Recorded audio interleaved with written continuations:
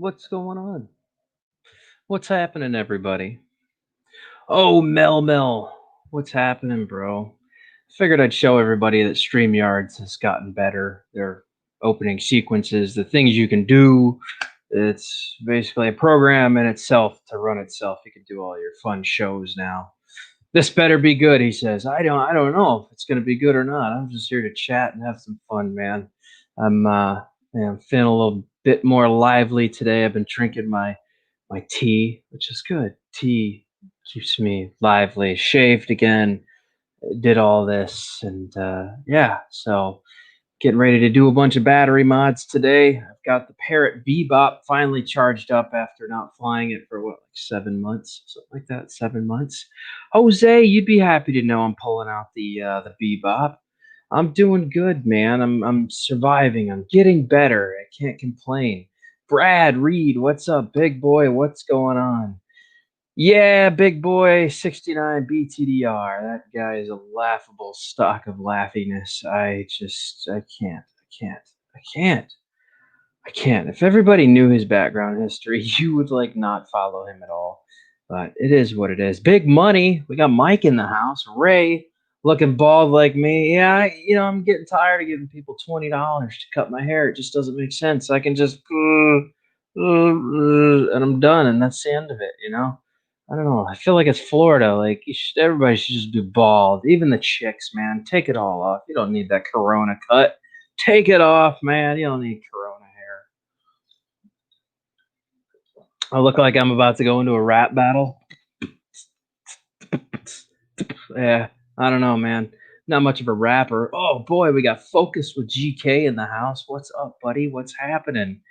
You know, I figured today, man, we'd kind of talk about what's happened to the drone market a little bit because I really feel that it has gone surprisingly stagnant. And this is what I was kind of warning everybody about.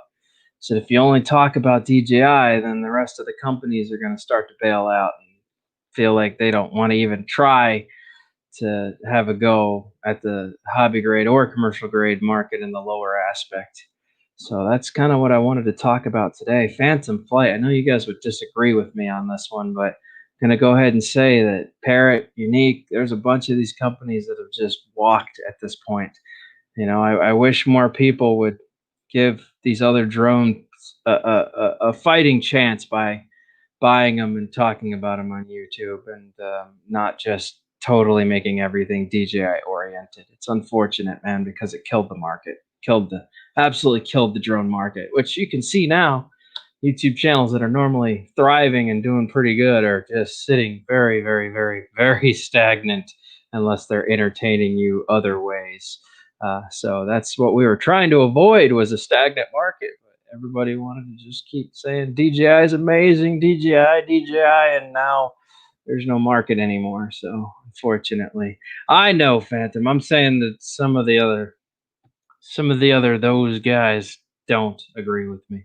I love them all, man. Everybody's entitled to their opinion, but this is what I was trying to warn everybody about. Craig in the house. Let's see here.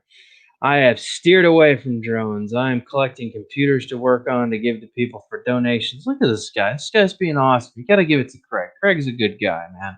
Craig used to live in Florida. He used to be my friend, and then he just dipped and moved, and he was like, toodaloo, guy. And I was like, oh, that really sucks. And he just moved away. So, boy, we still love Craig. Craig's a good guy. Well, thank you. I'm feeling a little better, man. Feeling better. Good vibes. Yeah, Danielle. Good vibes. Matter of fact, if anybody wants to jump in, man, here's the invite link. Feel free to join me. We don't accept trolling, but you're more than welcome to pop in and have some fun with me on panel. I'm gonna be on here for a little bit while we discuss some stuff. So I had 2 batteries to knock out today. I got 2 more coming in the mail. I got to rip these ones down. Been really putting these off because I'm afraid to sit in a chair for a long period of time and tedious soldering and all that fun stuff. Not good for your back, but got to do it. Got to do it. People pay you to do a job. You got to do the job. Video will be coming soon. I'm still your friend. All right. Well, So will you change your name at Mr. Drone Worship? Will you drop the drone from your name? What? No, I'm not. No, no, because unfortunately, that's an established algorithm. No matter how you look at it, whether I'm doing adventures or I can just pro tag blogging to it, I can tag anything I want to Drone Worship. You don't want to kill the algorithm you've already built for yourself. It doesn't make sense, unfortunately. But yeah, and some people have done it. I've watched channels totally die. I will always keep Drone Worship in my name. Now, I may say Drone Worship the Executioner or Drone Worship the whatever, whatever, but you'll never see me drop Drone Worship. That's an established algorithm. So that'll be with me. Dan, what's your thoughts on this Amazon delivery drone thing? Blocks demons and builds. First of all, I think it's funny. I think it's amusing that they're even going to have a go at it. I really don't think they have any good ideas for that at all. From what I've seen so far, it's been hocus pocus re. It's somebody in a room was like, I wonder if we could deliver packages in high capacity with drones. And then some other corporate guy was like, that's a neat idea. And then the idea got sprung and nobody really knew how to do it. And I think that's kind of where we're at. Like, they have great ideas, they just don't know how to put them into effect properly to make it a feasible thing that would actually work. So I don't know. Maybe that's me. Oh my gosh, we got, ladies and gentlemen, Mr. Jose Rodriguez in the house. Hey, buddy. Hey, what's up, man? How you doing? You look good. Good. I just saw the way you were. I said, man, you cannot be the only baldy here. No, so I decided to join you, bro. Yeah. Just turned 71 the other day, man. Oh my gosh. Wow. I hope I make it there. You are an animal, sir. You're doing okay, man. I'm glad to see you moving around like nothing happened, man. I'm getting there. You're faking the hell out of it. I'm getting there, man. Yeah. So I showed my wife the last couple of videos you put up, and she looked at you and she said, man, what's with that skinny face? I have an Adam's apple again. It's showing, man. You're doing good. Yeah. Thank you. Yeah. All right. So I agree with what you're saying, man. It is so sucky out there. Hey, look at that. Yeah, $4. Yeah, people love you. People love the hell out of you, man. Thank you, sir. But yeah, I don't know. I mean, everybody just went on this tangent of DJI, and unfortunately, when that happened, it just killed the market. All of it. It just died. It's like, yeah, kind of sad. It's kind of sad to watch it take place. And I warned everybody. I was like, dude, if you guys keep doing this, why would any other company want to try to compete at that point? It's the same thing with what I deal with. The photo printers. These factories are shut down. Mm-hmm. There's no new products. There's no new stock anywhere. I don't know about DJI. I don't know what the other companies in China, what their situations are right now, but the warehouses are empty here in the U.S. Yeah. So for the stuff that I deal with, and I've been having a hell of a time trying to get people to stop thinking they're going to be able to get something for cheap. Everything was sky high. Items that were being sold. Even let's look at eBay. And Bebop drones, okay? Oh, remember $59 for a Bebop 1 or 3.0? $49.99. No more, my friend. And I saw your 3DR solo video. That guy drove from where the hell up in New Jersey? Yeah, New Jersey, man. Did he have any other business down in that area? I mean, he did, but he still went way out of his way to drop it off. Wow. He flips houses, and I've known him for 3 or 4 years. He bought the Solo because I suggested it. His Phantom 4 was not flying one day, and he was having a real problem with it getting up in the air. And I was like, dude, just buy a 3DR Solo. It's not going to stop you from flying.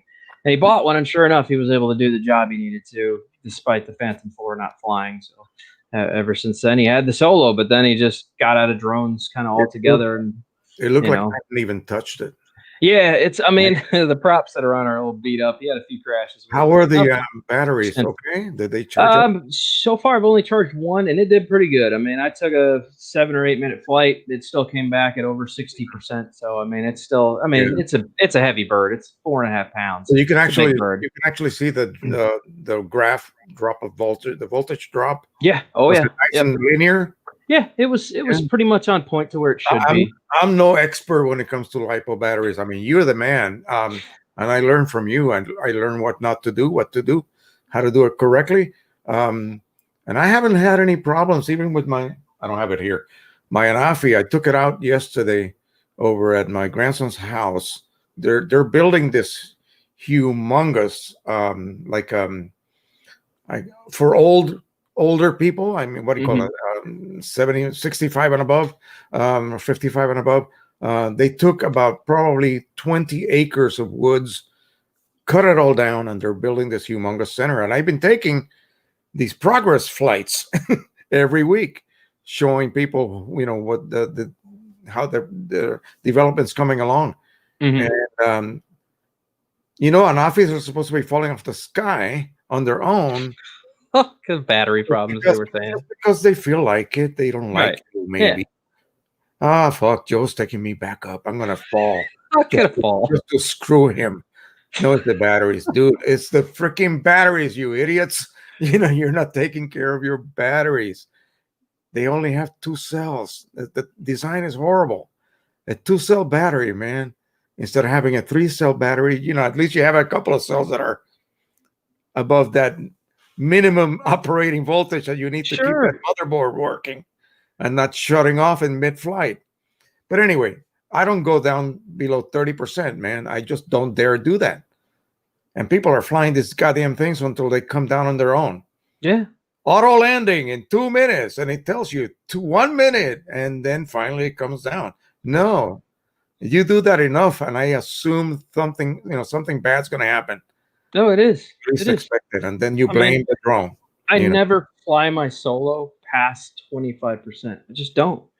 Why take the risk? Like what is the point of pushing your battery to that extent? Are you trying to kill it? Do you want to buy another battery earlier, have a failure? Like I I don't think it's just, understand why people do that. I think it's this thing about I get it because all of these channels are competing with each other. What kind of range can I get with this or that? Now you can get miles with your Bebop too. you Sure. know you can. So what's But the I point? still come back with over 40% battery with no problem. My feeble brain starts to go nuts after 10 minutes. I can't. I can't I handle got it. I That's enough. I got enough video here to compile something nice. Who the hell's gonna sit down and watch 35 minutes worth of video of Right. you going that way Mhm. and then coming back with barely enough voltage to fucking Right. land? Okay, excuse my French, but No, you know you're what I good. mean. It just drives me nuts. What is it you're trying to prove to me? It means nothing to me. I mean, fine, so you can do that, but really, 12 minutes, man, is about all people can stand. Yeah, it's like me. After about 8 to 10 minutes in the air, I'm bored, man. I'm bored. I've seen everything. I've traveled out over a mile. I mean, people don't realize how fast you travel in a period of time when you're moving 25, 30 miles Yeah, an hour. yeah. You cover a lot of distance in a period of time. It doesn't You know take what I long. you know what I've been doing? Just going around, maybe not even 40 feet above the ground. I'm going through my grandson's property. He's got woods, he's got trees. I'm going between the trees. I'm aiming the camera straight up as I fly under treetops. And I'm seeing the sky, and it's all this cool shit that nobody's doing. Right. It's just for me to have fun. I don't care what Sure. anybody thinks. I upload it, and if you want to watch it, watch it. If Right. you Watch it. don't watch it, oh, that's Yeah. just a gimmick. The camera straight up. Yeah, until you can do it, then it's not a gimmick anymore. Then you're gonna brag about the fact that, hey, look at this shot that I just did. You know what I want to do this fall? There's an area in his woods that have an opening above us Mhm. when the trees are like freaking green, yellow, orange, blue, whatever the hell. I'm gonna go fly into that region through the trees and with the camera straight up. Nobody's Right. gonna know what I'm doing. And then when I find that opening, I'm gonna shoot it straight up, 110 feet above the trees, and then fly across and then fade away. That's gonna be cool. Nobody has done that because they can't. Right. Their Bebop the Bebop barely goes about 45, Yeah. but DJIs can't do that. Right. Yeah, Yeah, you no. can't do that. So Just look for an opening and then just go straight up. Yeah. Yeah, I so like that. so what are you gonna be working on? I mean, you got you were forced to go back to your solo, basically, happily. But you Yeah, already done yeah. What have you not done with the Solo though? It's still a bit of a struggle for me, man, to go back to it. As much as I want to, I know now I'm relying on another team of people, which I didn't want to do. I'm doing it for him and the interest of others. Yeah. I had originally sold all my solos like 6 months ago, and it was just I had enough. I got really mad when I found out that the Profi CNC team had picked up the project. That 3DR, instead of releasing the open source coding to everybody to tamper with the project, they gave it to the 4 guys or 5 guys that I just wasn't a fan of. That like were you one of those? Have been what's that? What were you one of those 4 guys? No, they were that would be Ian, Philip, Kelly, Matt, and oh god, who's the last guy? Damn, I can't even think of his name. Anyways, there's like 4 or 5 of them, and they were the Profi CNC team. Listen, I don't get along with them because I took a lot of money out of their mouth. I got tired of them coming up with products to sell the solo guys when a lot of it wasn't necessary or needed. And I kept like when they essentially what happened is they bought a bunch of the stock of gimbals and batteries and all these things, knowing that someday the Solo would run out of these things and they were going to make a ton of money off it. And what ended up happening is that I released my battery management mod and showed people how to build their own batteries, and that really pissed them off because then they could sell their batteries that they had left. And then they wanted to try to sell all these gimbals at like $400 a piece, and I was like, wow, that's really expensive when I picked this bird up for like $200 and the gimbals at the time were $50. How do we go from 50 to 400? You guys are like leeching off everybody at this point, making a whole bunch of money. So I showed everybody how to install a $50 third-party gimbal, which then allowed them to run a third-party camera, so I took a bunch of money out of their mouth, and we kind of went back and forth, and they really hated me, and I was not a fan of them. So it's kind of a back and forth thing. All I'm saying is now we have to rely on these guys to keep the Solo in the air because they have all the open source coding, which means anything that gets changed or added to the Solo is because of them instead of us and what we want to do with it. If they would just turn it over to everybody, it would be such a way more fun project because then I don't have to rely on anybody. You see what I'm saying? Yeah. Now I can design everything myself for the Solo and what I want it to do to the specifications that I want to do it, instead of waiting for these guys to maybe do partial what I'm asking or what I'm looking for out of it. Or you get where I'm going with this? It's frustrating. It's frustrating that 3DR decided to screw everybody for a third time. And then they ended the 2.4.2 update for the Solo, which means that if you have to hard reset your Solo, you have a brand new one, it will never fly unless you install Open Solo on it, which is offered by the Profi CNC team. It's basically a paperweight unless you commit to Open Solo 4.0. Is 3DR producing anything new? Or are they done? They're done. They just do software now. So it's only what's out there, what birds are out there available. Yep. I mean, I occasionally see them on eBay. Sure. A long time ago, I told him, Dan, what are you talking about? There's batteries all over eBay, not realizing that those batteries were useless. They're all so basically buying them, not knowing that they're going to have a crash just like you did. Remember? Yeah. That was scary, man. September of 2015 was the last day that 3DR Solo batteries were produced. So all batteries are from 2015. They didn't make any new ones. They're all almost 6 years old at this point. You had that failure. Didn't you crash in somebody's backyard? Or yeah. It was just going backwards, and I wasn't paying attention. I gave it at least juice. Oh, the guy? The owner? What's that? No, I had no idea who that was. I just when you were knocking on doors. Yeah. It's like started knocking on doors. It went wild. I was flying backwards, and I remember watching it hiccup, and then I was like, "Oh, there's an issue here." And then it just went black, and I looked up, and I just saw it just fall into the trees like this, and it swan dived, and I went, "Oh no, wow, that was definitely battery failure."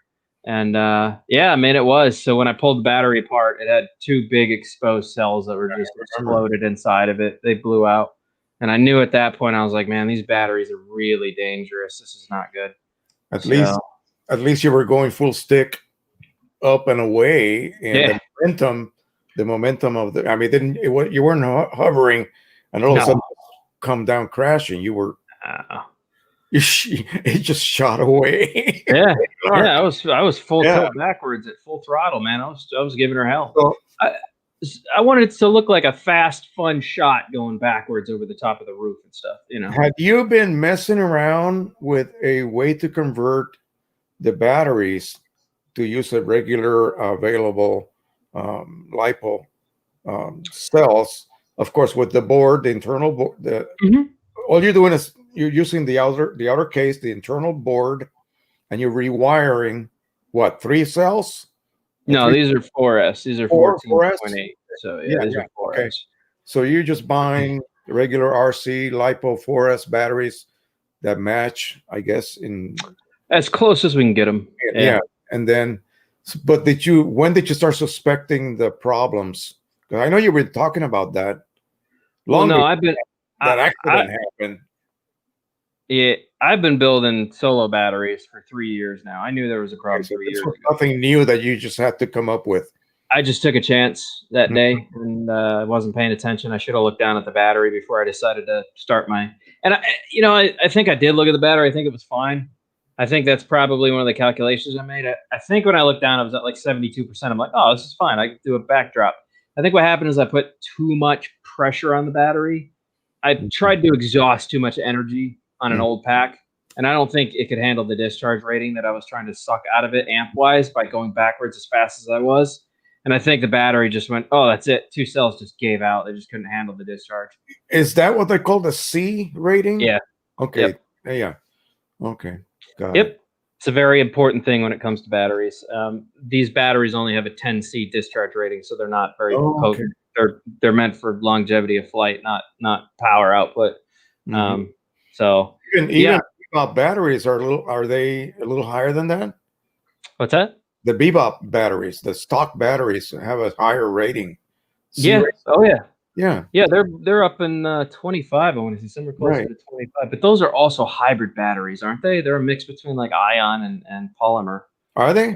I believe they're some kind of hybrid battery, some mixture.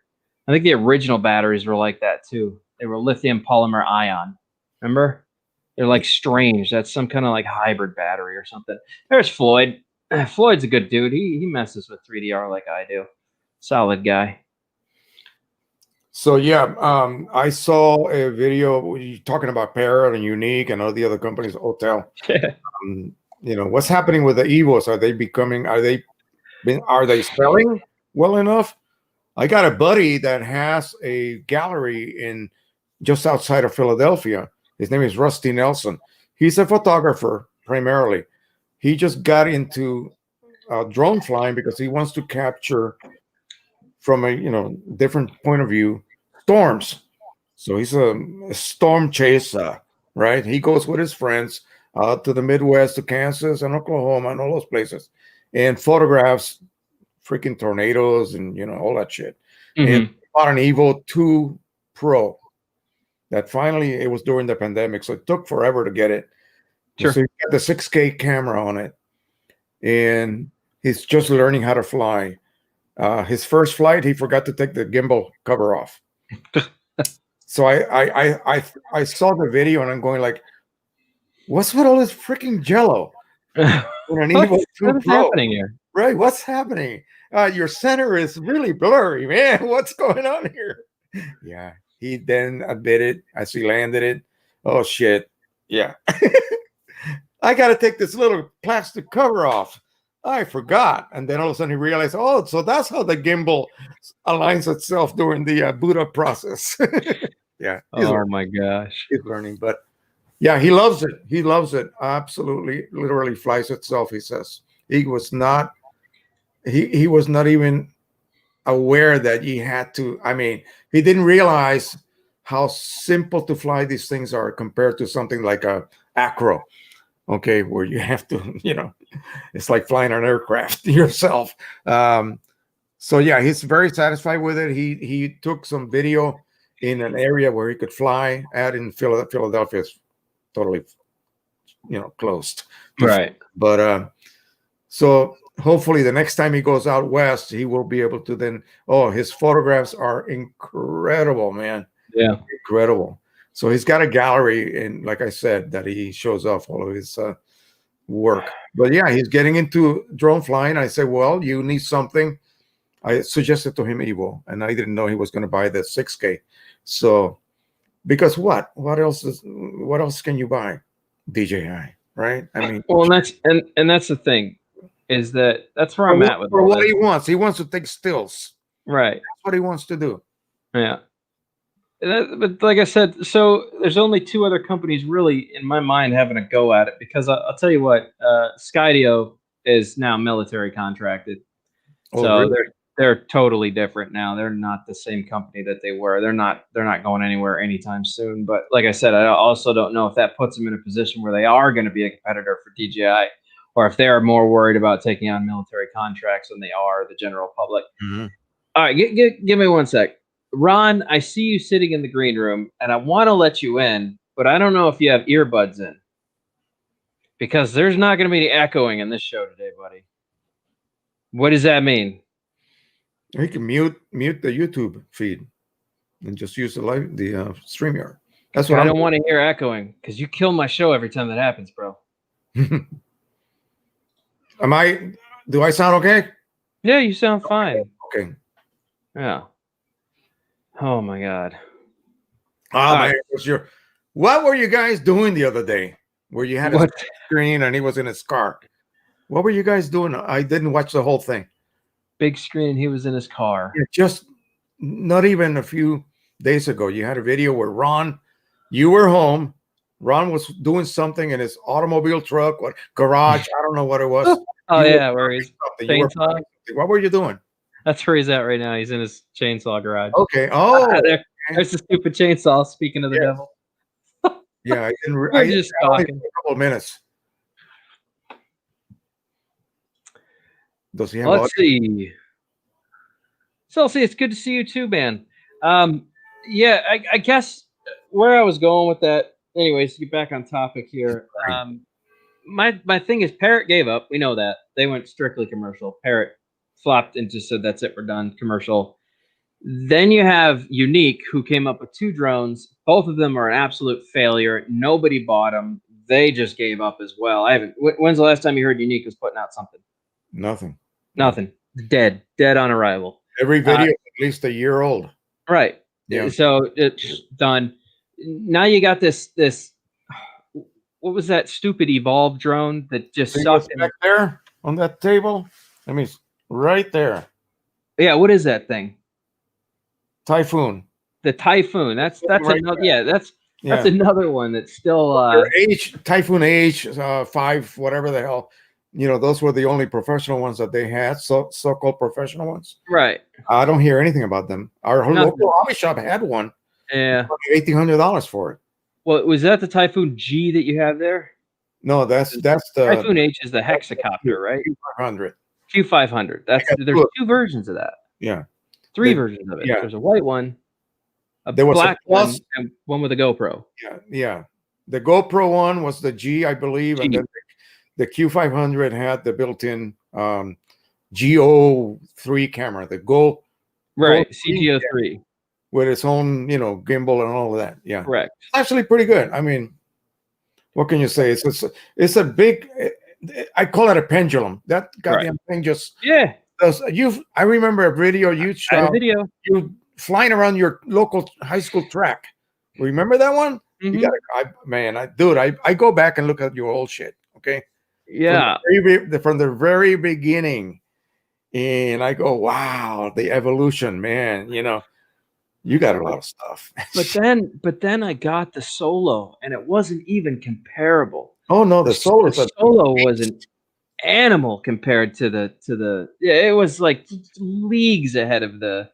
It wasn't even a close match. It was like one was perfect, and the other one had a lot of problems. It was like a Klingon battle cruiser that was getting hit by the wind when you try to land. Like anything over 7 miles an hour, and the Q500 just became a sailboat. It was like exactly. It's like just extremely hard to land. It seems to be heavy enough, but it seems to get, tossed around. Like if I'm doing a lateral movement and I stop, it will do this swing. Yep.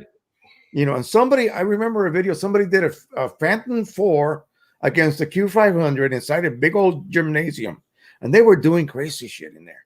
I mean, and the Q500 won, and I'm thinking, I'm not too sure. I mean, I got two of them. What can I say? I was a fanboy as well. So one of them somebody gave to me. They gave up on it and gave it to me, and I nursed it back to health, and it flies fine. But yeah, they are. I'm scared of flying them. I really am. I don't know what the hell they're gonna do. Me and Ron both had one, so all three of us have had a Q500. Ron had one too, and his almost. Ron, did yours not almost perform a flyaway? You were out over the boats in the harbor, and what happened to yours? Let's see. I'll let him unmute. Q5. Oh no! Ah, boo! Oh man, no. We did an adventure with ours. We took it up and tried to find the old abandoned mines. I think with ours. When was that? It was like 3 years ago, Ron. We tried to find the abandoned mines. That was the day that my tire got the big bubble in it, and we ended up driving back with a tire that was like totally beat up. Recently, you guys were inside some caves. That was what, a month ago or so. About a month ago. Kraka FPV. Yeah, that guy, that dude is crazy, man. He's funny. He's fun. It's a cool dude, man. 5 miles an hour wind blows it around. Yeah, that's it. You can't do anything. I mean, if it's really calm, it behaves fine, Right. But yeah, then it's all right. But it never. You let go of the sticks and it still got that forward momentum. It just goes for another, which I guess that adds smoothness. I don't know. It never got, but geez. But it never got the correct battery flight time. They were always saying 20 minutes, and I was lucky to get like 12. Oh, and the battery, brand new batteries, absolutely suck. Yeah, it was horrible. And then if they sit charged for more than like a week, they just explode and get real fat and big, and then they're toast. You can't even fit them in the tray anymore. Like, they're just horrible cameras. And we agree that we all agree on that. The 4K CG03 camera was amazing. I even like the ST10 Plus transmitter. It was a bit bulky, but it was cool that it had it all built into it. It was awesome, but it had very limited features for what was coming out at the time that it was released. We had follow me modes, and we had, targeting systems, and like, this was a very basic. I think really what the Q500 was designed for was a simple drone for real estate agents to purchase. Mm-hmm. People doing real estate. That's why the Steadicam was thrown in there with it. That way they could do a walkthrough of the house. Exactly. Like that. That's not too bad. It eats batteries though. Right. There's a modification you can do where you can put I think it's a single cell or 1S battery in there that'll outlast the 6 batteries, double A's that it needs. That lasts like 15 minutes. That's it, max. They go dead immediately. Let's see. Camera is amazing. I raffled mine off for Donnie. I remember that. That was when Donnie, Big Drone Flyer 77. Donnie had lost everything. Oh, he was going through surgery, and he had to sell all his furniture at his house and like everything to pay for bills. And Donnie was in really bad shape. And Ron decided that he would raffle off his Q500. Oh, God, what did we raise, dude? It was like $1,200, like $1,300 or something like that, all together for Donnie. That was a crazy. And then we found out we kind of got screwed by that. I don't know what the money was spent on. Let's just say that it was really a rough time for us after all that went down, because we didn't know what took place. Donnie just disappeared off the map. I remember the name. Yeah, he and then all of a sudden he just showed back up again a couple months later, and he had a Mavic Air, and he had all the stuff that I don't even have, and he was dressed in all new clothes, and all of a sudden Donnie just looked like $100 million. I was like, what the fuck? How does that happen? Yeah. So yeah, man, there was I think one appreciation video made. He went and bought food, and then it was weird after that. Everything he fell off the map. Yeah. Anyways. The camera for those, the Geo4s, were selling for about $200. I mean, I got my first Q500 for 350, and when it came, I played around. I didn't fly for like 2 weeks, just playing with it. That was my first real drone, if you will. So, so I come to realize that why is this battery, the surface of the battery body, uh, bulging upward? What could that be? I didn't think anything of it. I used the stock recharger, which was garbage, and I went ahead and took it to the local ballpark here illegally. You're not supposed to fly anywhere in this area where I live in. And I took it off about maybe 20 feet above the ground, and within about 10 seconds, battery failure on my because the controller it's like a smart controller, built a tablet on it. It just auto landed. What the hell? So I contacted the seller. He said, "Oh, I don't know. We've never had that problem before." And I'm going, "Bullshit. There's something wrong. It's either the drone or the battery." So I finally took a picture of the battery. I took a straight edge and I put it on the top, and they saw that it's bulging like crazy. "Oh, okay, we'll just send you a new battery. Go ahead and dispose of that one." They sent me a new battery. Everything was perfect at that point. It flew like a dream. Again, if it's calm. Right. Yeah. So then I discovered third-party batteries. Who's that guy? Oh, shit. There's a guy in the South that has a drone company, and he did a triple test with the Unique battery. In other words, he put up 3 Q500s right next to each other, and he had a Unique, OEM battery, and then 2 other brands. I think it was Venom. Yeah, they're good. Venom They're good and Jiffy or Giphy. Yeah, Giphy's questionable. He just hovered. That's it. Right. And he timed each flight, and all at the same time, by the way.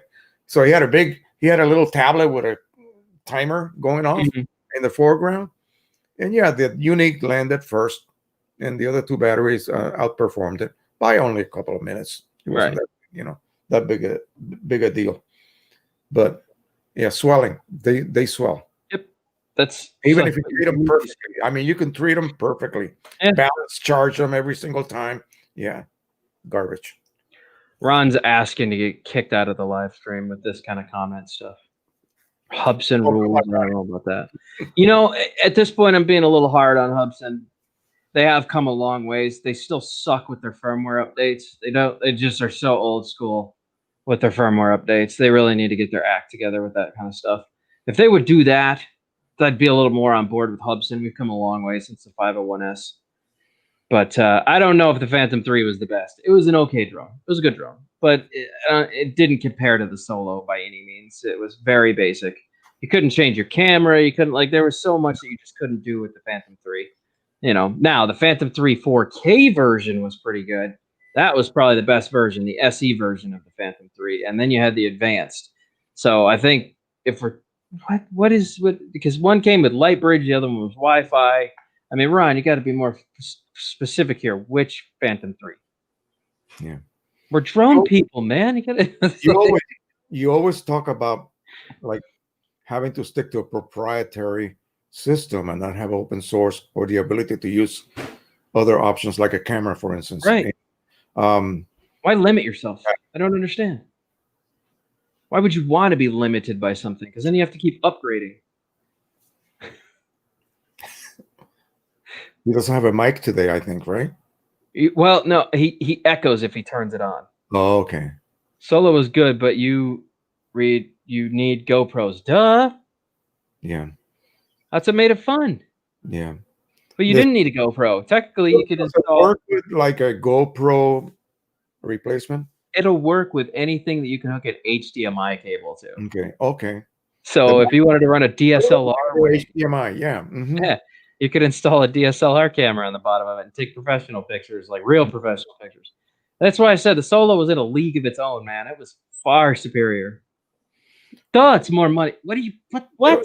There are some non-GoPro cameras that are very, very good. Very good. I know. The audio pickup sucks. I mean, they've never been able to perform like a top of the line, like maybe a GoPro 8 now, or which one is out now? I don't keep track of that. Yeah, the GoPro 9, I think, just 9. Okay. Yeah. They have improved. I remember GoPro 3, and people were complaining about the bad audio, even of a GoPro. I mean, Yeah. optically it was better than the knockoffs, but You got to understand why, though, because GoPro designs theirs to be underwater as well without the need for a waterproof case anymore. So when you have to put that waterproofing over the top of microphones, you see what I'm saying? That's when you start getting some of the audio cut out. Like Rick sent me this Xiaomi 4K camera, right? This I believe this is the Xiaomi 4K. And this is about as good as a Hero 7. Right? It's got the stabilization, all that good stuff. The audio on this is far superior, but this also isn't waterproof. I can take my Hero 7 and dip it right in the water as it sits. So that you're holding there can go underwater without. This cannot. This has to have the case, a waterproof case around it. Yeah. Whereas my Hero 7 can go straight from recording like normal, straight underwater, back up, in 2-3 seconds, you'll hear the water clear the microphone, and then it's ready for, sound again. That's where the difference comes in. So yeah, sometimes, I mean, there are audio setups you can put on them, buffer mics and whatever they call those, dead mouse or dead rabbit. You know what I'm talking about? The things they can put on the GoPro to make better sound. They have plugins if you want to do that. External microphones. I forget what let me just say that a bunch of companies were giving me free action cameras for me to review. That was one of my early little things that I was doing. So I ended up with, I got like 12 of these goddamn things. And one of them had a case that had a port, a screw-on port for an external microphone. You put the camera inside the case, you seal it up, you can dunk it on the water, but you also had the ability to screw on a microphone port that which then mate internally with the camera, but it would still be rendered waterproof. And you could wear that while you're on your bike with the camera on your helmet or whatever. Sure. And if you had a good, what do they call those little foam wind? Lavaliers? Yeah, one of those things. And you got a hell of a good audio. So you can actually be talking while you're riding the bike down there. And it was clear as can be, clear as a bell. Yeah, so I had a case. You see what you're doing now? Yeah, I had a case that you can then attach that to the case with a little screw-on adapter. So it would render it waterproof. So if it was raining out, it really wouldn't matter. Right. Yeah. Now this works good. This mic setup, this Bokeh mic setup that he sent with it, this works really well. It is a lot of cord though to have a lavalier connected to this, but the audio is definitely more clear. It's more pure. And it bypasses the GoPro. I don't have that option with the GoPro. With the GoPro, I have to buy like a $75 piece just to be able to run an extension off of it to run an external microphone. But like I said, there's a difference. This is 100% waterproof as it sits. The little bay doors open. You can see the waterproofing on the doors. Like this thing could just go right into the water and be fine and come right back up. Be fine. I find that if you just wait 3 or 4 seconds before you talk, right? Start the recording, wait a couple seconds, and then talk. I hear the audio automatically adjust for the environment that it thinks it's in. So it will make an adjustment. But if you just start talking like, hey, guys, what's up? All of a sudden it'll sound really kind of echoey, background distant, and then you'll hear it come in really well. And I think that's just how the camera kind of does it. But that's my Hero 7. I mean, we're talking 2 cameras behind the newest one now. So I don't know. I haven't heard the 9 versus the 7. I'm still running the 7 Black. So I don't know. I don't have a reason to change my 7 Black. It does just fine. So last night I saw you put up a very short video, a couple of minutes long, and I was watching it when my wife walked in, and she says, "Who is Dan talking about?" I said, "You don't know." So you know what I did, and it just made her come back and say, "Why are you doing this?" Well, I went to his channel and I put on that live stream that he did, teaching us how to set up. Oh yeah. Teaching us how to set up a successful YouTube channel. I threw up a little bit in my mouth. I had to go back and kind of because it was just unbearable. It's like if you look at his specs at this point, after how many years? Yeah, I know. I know. It's like, really? You're the teacher. Uh, and Um, and and that's the dude, thing. I'm at 36,500 now. Right. You're killing it. Yeah, your And I am channel's huge. working, once a week because we do homeschooling with the grandson. So that's like 3 days out of our week. We Mhm. do nothing but go out on errands and shop on Right. today and tomorrow. Today we're doing nothing. I will work on Saturday. I will put in maybe 3 hours worth, for the channel. I'll answer comments. I answer every goddamn comment, Sure. everything, even if it's just a thank you. Yep. Okay. Or I have to block somebody, some asshole, saying something ridiculous. Somebody criticized me because I wasn't pronouncing Rodriguez correctly. Rodriguez. How do What? you pronounce Rodriguez? With a quadruple R or just a double R or maybe just a single R? You're out of Oh here. my. Fuck you. You're out of here. I don't need you. So, and I don't know if you may have, you probably didn't see it, but New York Magazine just the other day, maybe about a month ago, contacted me via email. Look at this dude. What? I know. I don't know what he's doing. You're the man. Anyway, so they contacted me, and I thought, is this legit or bullshit? I need to look up this guy to see if he's actually working for New York Magazine. So he was. He's one of the reporters. They were compiling a list of 10 top photography related teaching channels Mhm. or seminars or for paid seminars, classes online, and they wanted to include my channel as one of those Really? in the country. After I verified that this was not, you know, that this was legit, I then gave them my information. Boom, it went up. And all of a sudden, I mean, this is nothing compared to the big channels, but I was making like $20 a day on Right. YouTube. And that's not bad for me hardly doing any work. Sure. All of a sudden now I'm making like $50 a day. And Yep. it's like, fuck, what? I saw my wife the other night. Hey, look what we just made tonight, you know. Mhm. And she said, yeah. So I don't know. And people have been contacting me. You get them all the time, I know. Offers to test their products or to Oh review. yeah, bro. It gets old, honestly. And some of them make it rain. I will send you rain. I will send it tonight. Okay. Don't worry, bro. Especially, well, the Californians, they need it right now. But anyway, yeah. So it's like somebody told me, do you realize you're becoming the black hole? And I'm thinking, is that an insult? What are you calling me? A black hole? No, black holes have gravitational pull. Everybody's going to your channel. And it says, check here, here, here, here. So I've been given links to all kinds of different forums Mhm. out there that deal with that subject, and everybody's talking about me. So again, I mean, all I got to say is thank you, thank you, thank you, thank you, because it's not me, it's them doing it. Apparently, they like my approach. It's like they say, "Man, you sound like my grandpa sitting with me talking," and that's the way I do it. I want you to feel like I'm with you, and I'm doing what I enjoy doing, and I'm not bullshitting anybody. I'm Right. not acting like an asshole or I'm the best there is, motherfucker. So you better do what I say. No, no. I tell them I've made a million mistakes. I have learned from my mistakes. I've been not an egotistical dickhead Dick. Right. and learn from what other more smarter than I am people more smarter. Is that correct? I don't think so. Smart. Smarter than I am. And I finally decided, okay, I got to start listening to people who know more.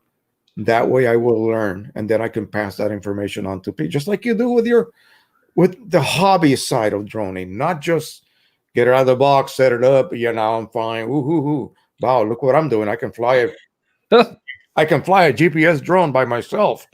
What a big boy I am. My 8 year old Yeah. listen, my 8 year old grandson flies my Anafi like a fucking champ. Right. He lands it on the landing pad, whether it's facing him or facing away from him. He's 8 years old. Yep. What does that tell you? That's I'm and not, that's where I'm not putting him down. Okay. I'm right. just saying it's that easy nowadays. But that's where I get into this stuff when you were referring to the video of that I made, right? this is where I have an issue.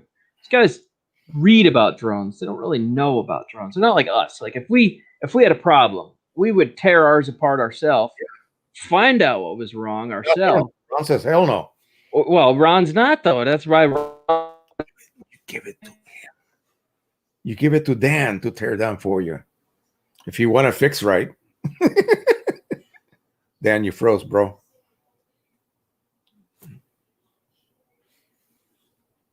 Dan got frozen. You okay? We'll sit back and wait. What happened? Daniel. Mi hermano, wake up.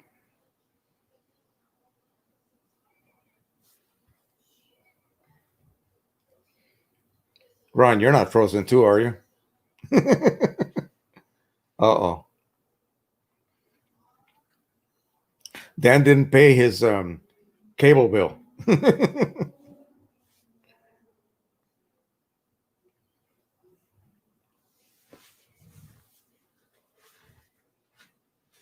Be back.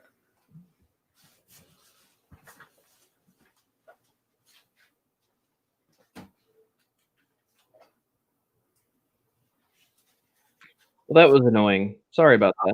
There it is, the monster among drones. I should be good now. I don't know what just happened. My DNS just shut down and restarted. That was crazy. An airplane went overhead, and all of a sudden, I lost it. Can you hear me now? Yep. Okay. Sorry about that. What was I saying? I forget. I had to restart the whole. I don't remember shit. Yeah. All right.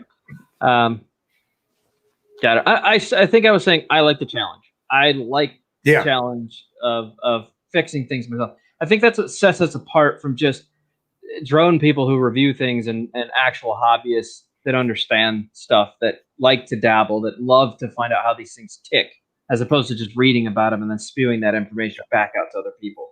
I think that sets us apart in a real sense from other people. It doesn't make you less of a pilot, but it does, in my mind, make you less of a hobbyist in the same sense that I would consider myself, right? Because you're not taking the time to learn these things, or you don't want to. So when you start a YouTube channel and you present yourself a certain way, and then I go, oh, but why? Why is that the way it is? And they go, well, I don't know. It's just what it says here. I have a problem with that because you're not figuring out why. As a hobbyist, I believe in data sheets and understanding things and keeping track of information. And you know what I'm saying? That's how you resolve things. That's how problems get solved. That's hobbyist at its finest. That's what the hobby is about to me. So I don't know. I have my issues with certain channels and the way things are done, you know. And I'm, you know me, never afraid to voice it. I'm really not. Sometimes I have to. Sometimes I feel it's necessary, and I will do that. You know. So when I retired from the Army, I was lucky enough to get a position with the same lab that I was working with, and stay there for 24 more years afterwards. And I always made it a habit. I don't care what the technology was. I don't care what the instrument was. In laboratories today, especially for like blood labs, they have instruments that do everything for you. All you have to do is inject that blood sample. They analyze, they do everything. The numbers come out. But if that machine breaks down, you don't know how to do shit by hand. Right. You don't know how to do anything by hand. So the same thing applies to, for me, for printers. I got to know how they work inside and out. I got to be able to diagnose a problem that people are visually seeing on a test print. Right. See that pattern? That is a test print. You have to be able to analyze that. Once you do that, then you go beyond just the regular dude that opens the box, sets it up, puts it into the computer, and hits print. You have to know the insides and outs. And that's what you have based your career in YouTube for what I can see. Try to. Opposed to someone with the first name starts with R, okay? They do not know what the hell is going on under the hood. They really don't know. No. So they want to come across as holier than thou, you know, do what I say, and, you know, you will get to where I am, which is nowhere. Okay, like Well, why would I want to get to where you are now? It's nowhere. it's like You don't. anybody, Jose, can explain fishing. Anybody can watch fishing and explain it to somebody else, but can you actually fish? That's the question. Exactly. That's where I see that split, that flop comes in there. That's the difference. Anybody can explain how to fish, but can Yeah, you fish? You know. yeah, So I don't know, man. yeah. It's crazy. I sometimes I'll they said, okay, let me give these old guys a chance again, and I watch everything on my TV upstairs, so I don't get to chat, I don't get to do comments. I can do a like or a dislike, but I don't really get to do much. But anyways, I'm on my easy chair, so what the hell? So I'll go back and I'll give some of these guys that I used to subscribe to, but I no longer do because of just the way that they come across. It's just Right. um, the guy from the let me just how can I say this? He's from Idaho. Okay, we know who that is, right? Quadcopter, yes. Hmm. Hmm. Trends with you know who, right? There's actually three guys that get together on their live streams sometimes. Zeno Nation, remember Zeno Nation? Yeah, I call him Idaho fart potato. Yeah, those That's guys. right. So Yeah, it's just hard to take. I know.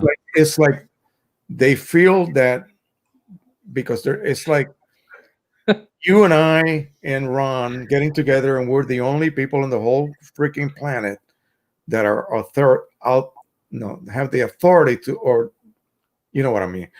We're the only ones that know everything, and so even though we realize that no one else is freaking listening to us, we kind of feed up on ourselves, our own Hmm. thinking, "Oh, we're so goddamn great. We're Right. here on a live stream. We're doing a live stream, and we know everything." No, you don't. You don't know shit. Okay, you're just regurgitating What you read and what you hear. or you Yep. hear and you're parroting what other people are saying and it's wrong Yep. because you didn't do your research. It drives me crazy. It Crazy. drives me crazy. I know it drives you crazy. Oh, dude. When I see that when I see that sarcastic look on your face, I go, oh shit. What You happened, man? should have seen it last night. I just gotta click on this.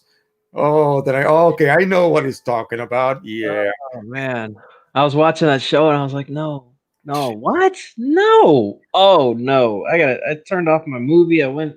Somebody sent me the link. They're like, watch, look what he's talking about.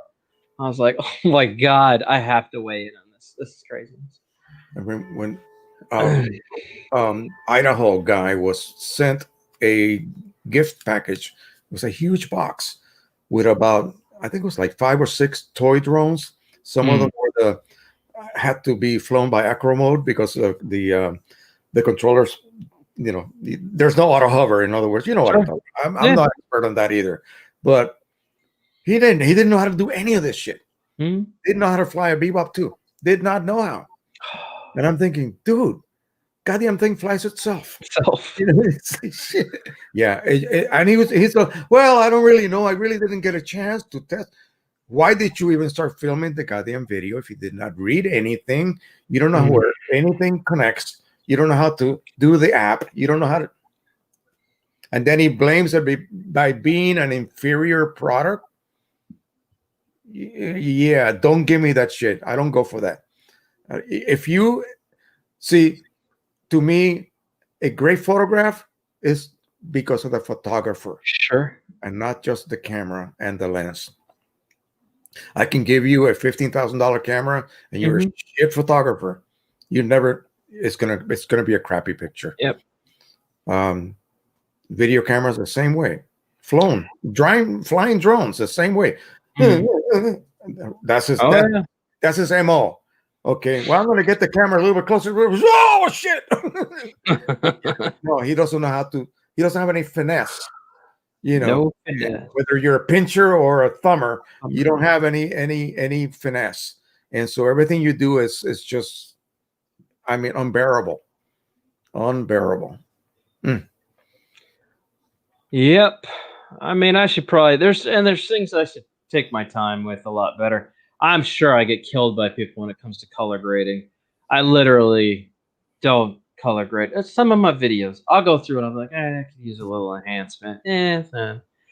Yeah. Most of the time, man, I'm not one because I'm just a hobbyist. I'm just having fun. I'm Yeah. not out here to be a professional. And that's what I think where a lot of people lose me is that I'm really not out here to be a professional. I can sit here all day and tell you how I got to where I'm at, how my channel got so big. That's easy. Hubson. If it wasn't for Hubson, my channel wouldn't be Yeah. this large. And then from there, it was the 3DR Solo. I took over 2 drones. One just came out, the other one was dead and needed to be revived. I did that. That's how my channel got so big. I started showing people how to modify, how to tear them apart, how to make them better, and that was my calling card, was taking, drones that everybody had given up on or didn't have much potential and making them better so that they didn't have to go buy DJI products. So they didn't have to do these things. And that's where I stepped into my world at. And I still feel that way. I still feel like a lot of this old tech is really great tech, man. Yeah. It's just people aren't utilizing it because they immediately go, "Oh, it's old. It's 2 years old. It's outdated. Come on, get with the program." Well, it's Yeah, really but not. it's just like an iPhone You know, today like, will be outdated next year. right. People who stand at the store or camp at night waiting for the door to open to get the next one, the iPhone 12 that's going to be coming out eventually. Hmm. Does that make the one that you just had obsolete? Of course not. The one that you had maybe 3 years ago is not obsolete. It was Not it was the bee's knee when you got it. sure. I mean, To somebody else, that's an upgrade. yeah. It really is. To somebody else that has a toy, that's I an like upgrade. I like going back to the so-called underdogs and proving them to be capable. Sure. People see the stuff and they say, "Wow, what drone is that?" I tell them and they're shocked. They are just absolutely shocked. Oh my Yep. God, I didn't know that, Yeah, because you listen to all the bullshit. Listen to the bullshit being Yeah. there. People just like I get it all the time, especially still with the 3DR. Somebody just watched my video the other day and they were like, "Wow, what drone is that? That thing went really far." I was like, "Yeah, that's actually, I don't even think it went that far. That's Mm. nothing compared to what it can do." And people are like, "That's a 3DR Solo? I don't understand. I thought that thing sucked." I was like, "Well, who told you that? Yeah, exactly. Who'd you hear that from? Who It have doesn't you been suck." listening to? So it's Yeah. you said the FEMI, is FEMI still producing? Yeah, Fimi is. And Yeah, and and down or up? well, so I think Fimi's kind of a mid-range drone company. I don't think they're on the top yet, and I don't think they've even put themselves in the way of DJI in the slightest. They're a runner-up, I think, for some kind of competition in the future, but they have a lot of problems that need to be worked out with their firmware and hardware. Man, their 2018 model was falling out of the sky left and right like crazy.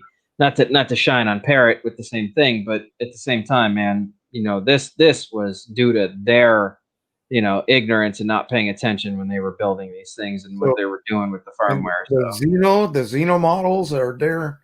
Do they have any FEMI equal Hubson? Okay. Well, I would say that the Xeno 2 isn't too bad. That's really their only competitor drone that they Mhm. have that would hold up to something like a Fimi. However, the Fimi is definitely a more aggressive platform than the Xeno 2. Hubson's always had a really hard time designing non-twitchy firmware. Their stuff is just radically twitchy.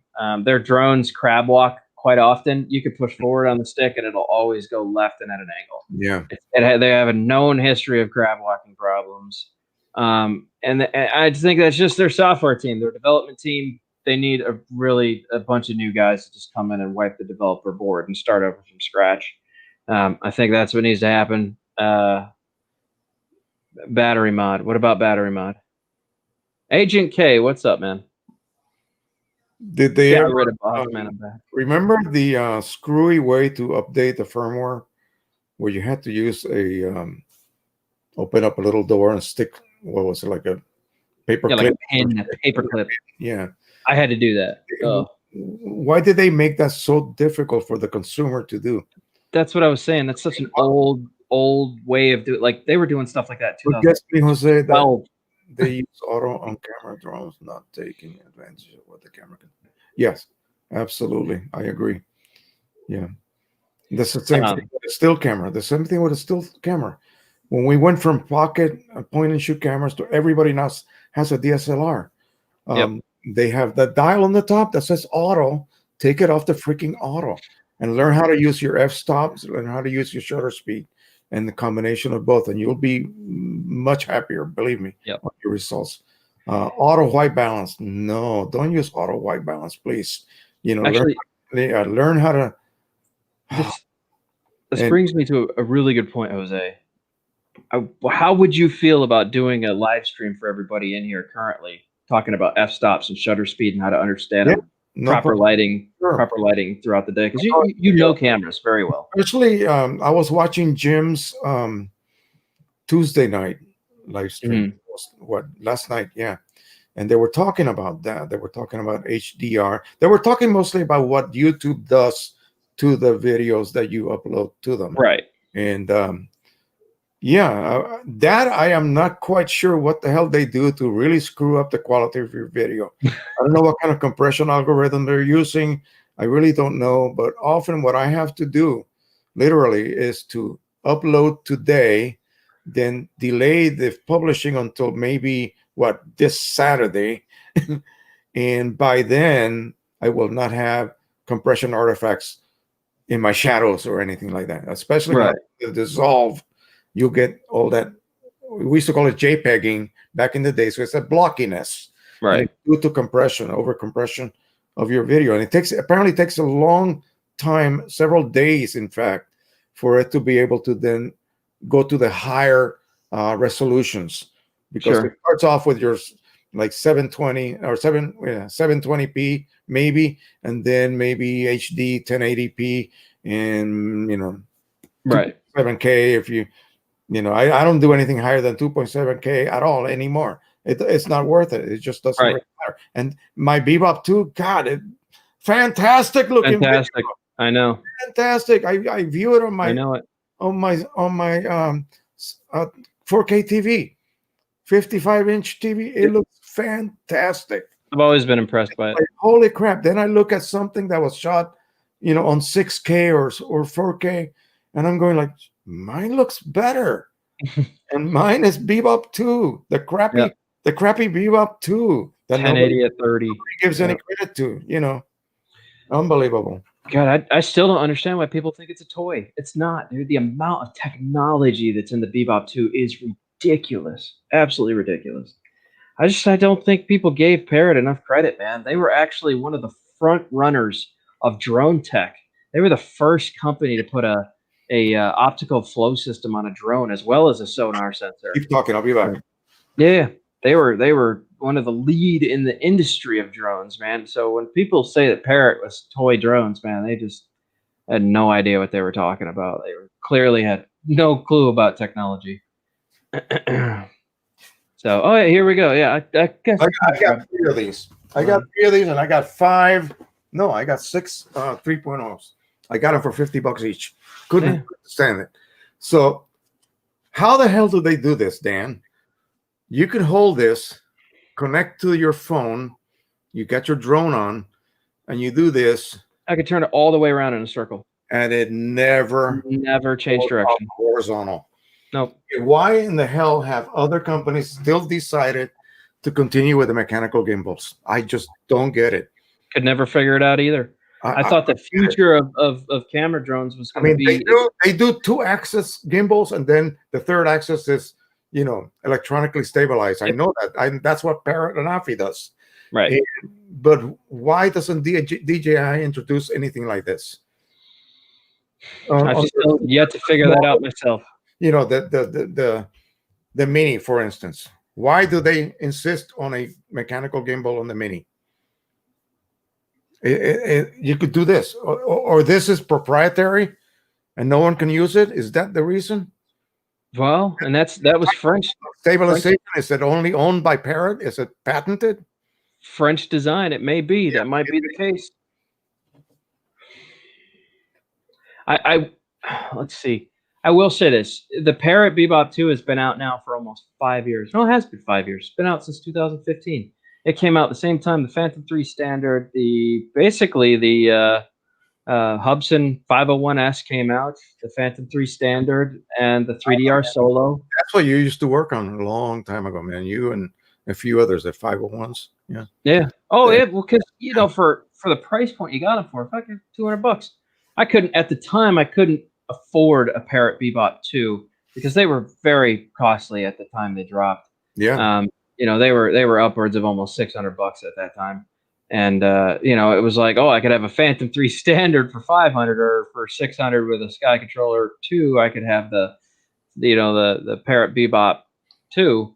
And honestly, they both were great drones. They were easily competitors for each other because they were both shooting in 1080, except one would shoot in 2.7K. However, I think actually the Parrot Bebop 2 had a longer flight time than the Phantom 3 standard did, and it also had throw and mogode, flipping abilities. It did have more abilities than the Phantom 3 standard did out the hole. So I think Parrot Bebop 2 was on top. But then you take a $1,000 drone, which ends up being $2,000 after you purchase the 3DR Solo would have been $999 out the door, so $1,000. And then you would have had to buy the gimbal, which was $500, and then you would have had to buy the GoPro Hero 4, which at the time would have been close to $600 by itself. You're at a price point of $2,100 to $2,200 for a 3DR Solo at the time. Mm-hmm. So it wasn't even feasible for people to do that. If they were going to buy the Solo, then they were going to buy the Solo versus the Phantom 3 standard or Phantom 3 advanced model, which would have been $1,700 or $1,800 at the time with Lightbridge technology. So, but I can't, it's hard to think that the Parrot Bebop 2 has been out now for 5 years. It's been out that long. That's crazy. And it still seems like a lot of tech, and it's such a perfect bird, and it just doesn't fail. It just goes and does its job every single time it comes home. It's such a fun bird to fly, man. Yeah. And there's no restrictions. It doesn't have any restrictions. Now, when you have your GoPro connected to the gimbal, do you have control of the functions of the camera? I do. Yes. Through your controller. Yep. Okay. On the Bebop 2 or on the 3DR Solo. Yeah. Yes. Yeah. It plugs into the interface on the back. But only if you're using a GoPro, right? Yes, only if you're using a GoPro. The GoPro. Yeah. Okay. And it has to be a Hero 4 because they had the plug-in interface on the back of them. So it had to be a Hero 4 Silver or Hero 4 Black. And then don't get me wrong, they shot in 4K at 30. So they're still not bad even by today's standards. You're still shooting 4K at 30. The downside was everybody was complaining about the fisheye lens, which we didn't get an update for the camera until it reached 5.0. Once they reached 5.0, then they were able to activate what we call linear mode, which would make a flat horizon, get rid of the air bubble through digital as opposed to correcting the lens aperture. You could just... The barrel distortion, in other words, right. It curves this way. Yeah, the fisheye would be the opposite. And yeah, lenses have that. That's something we can talk about if we decide to do a photography-oriented. Yeah, like I said, I'm in. Or you can just do it on your channel, man. I'll tell everybody to make their way over there. I just did a flight where I actually took this puppy right here, and I, just like on the Anafi, and I disable horizon lock. Okay, so now it will show. It will show the horizon tilt like a manned aircraft would, Sure, from your cockpit. So you activated FPV mode. Yeah, exactly. And so I also took it off of auto white balance and auto exposure, and I set my exposure on the Anafi. You have a little button on the right hand of the controller, and you can set your exposure value either up or down. Sure. And so you got the little warning, the little zebra lines.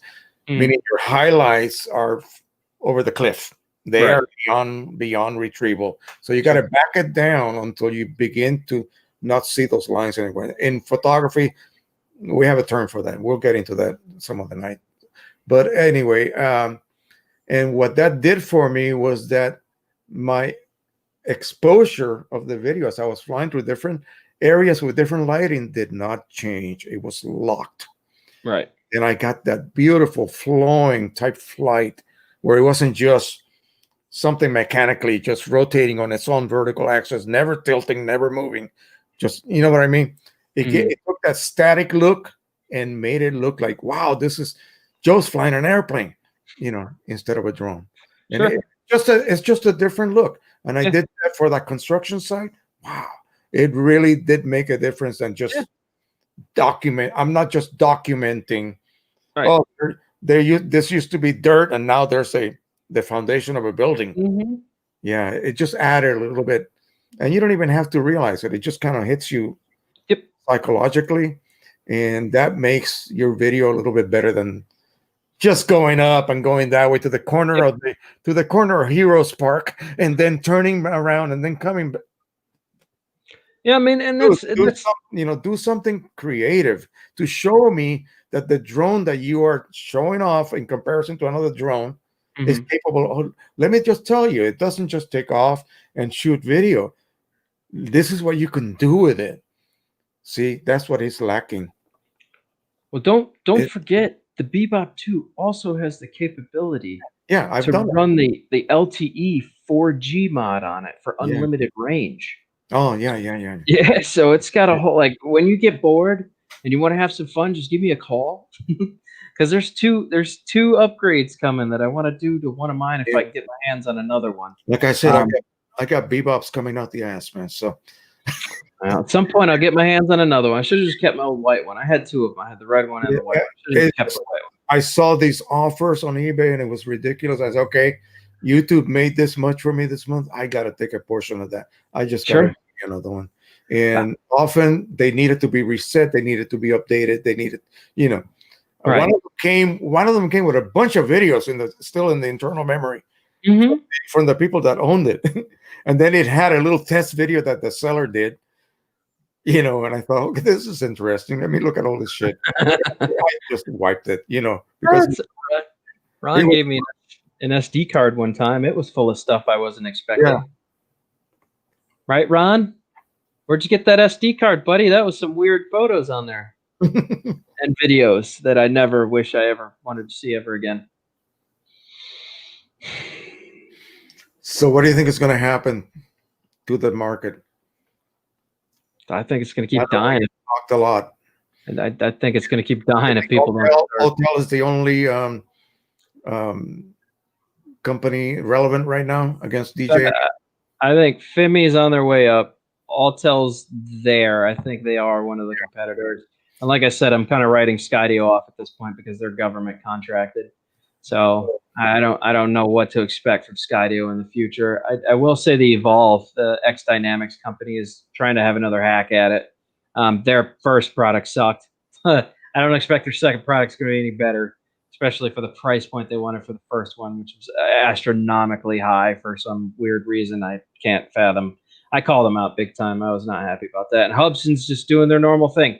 Now, who else can you think? Because Parrot's dropped off, Unique's dropped off. You got the GDU company, who's a Chinese-based company, who is making some decent drones, but they're once again in that mid-range, about Hubson phase-ish kind of stuff. This is GDU.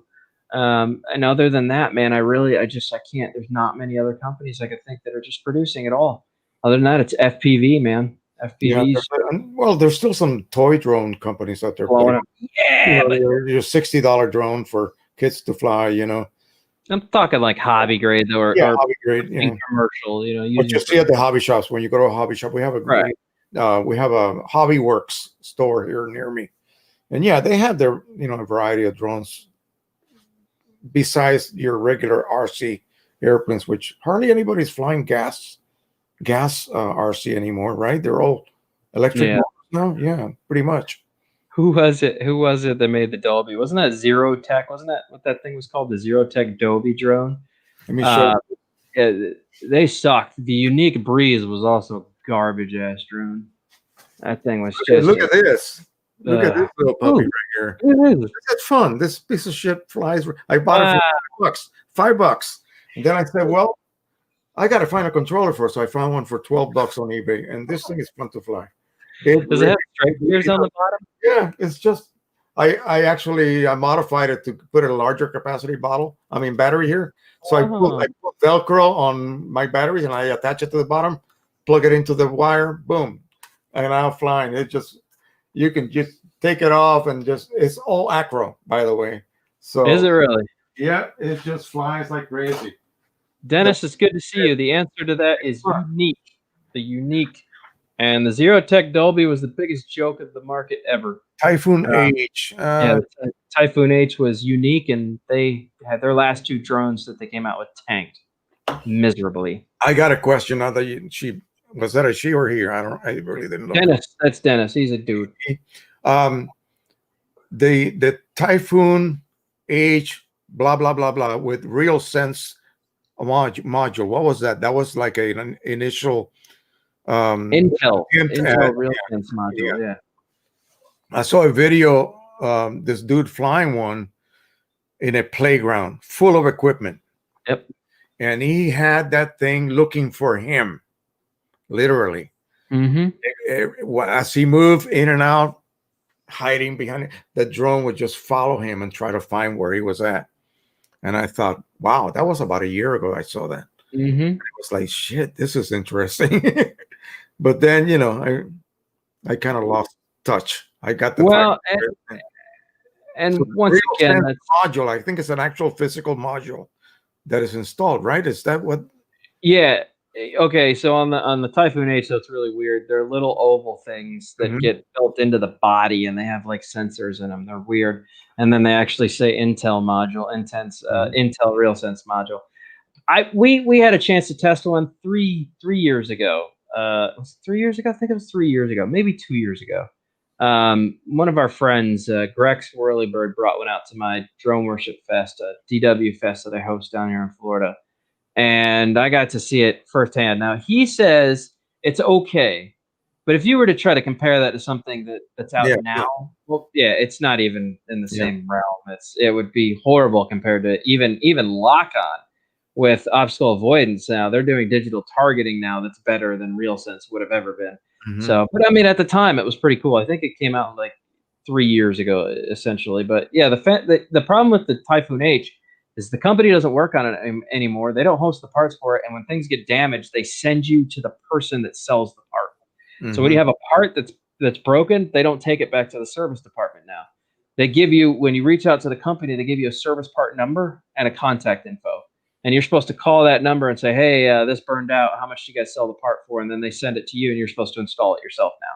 So I would just steer clear of Unique, because Unique gave up, I think. I think Unique just doesn't care. In fact, they don't care. They stopped responding to anything. Anything. They're just done. They don't care. Based, their headquarters in the USA just stopped completely. What about like companies like DroneWorks, where Double supposedly works for and whatever?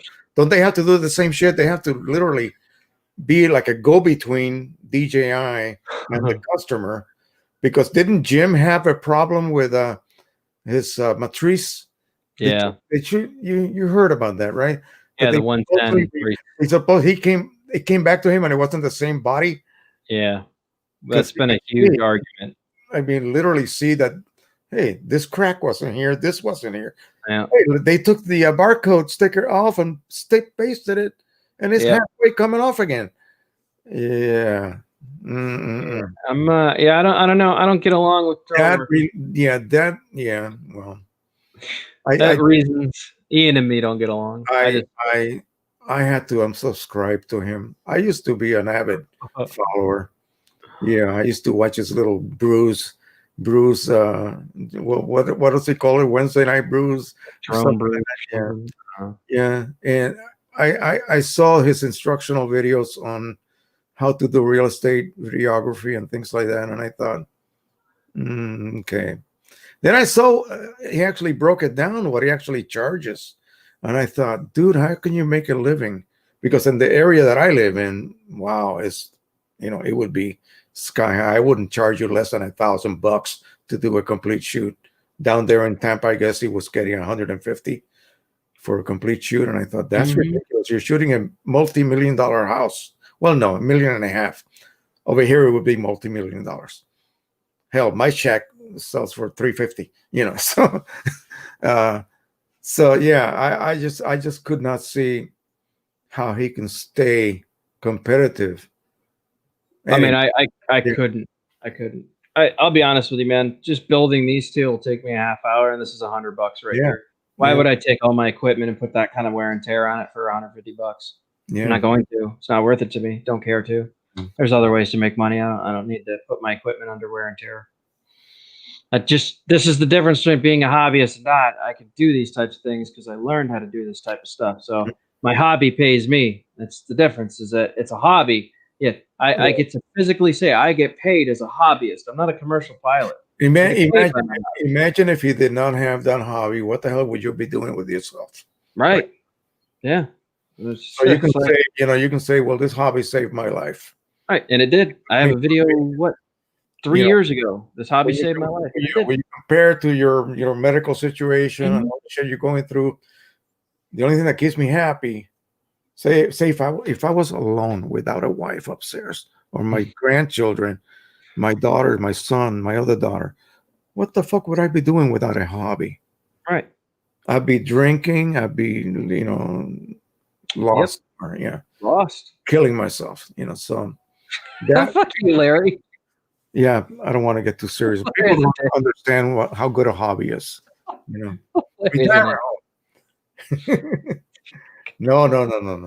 never. He's too lively. Can't you see? Jose's too lively to go to retirement home, man. He'd had everybody there flying drones and taking photography class, bro.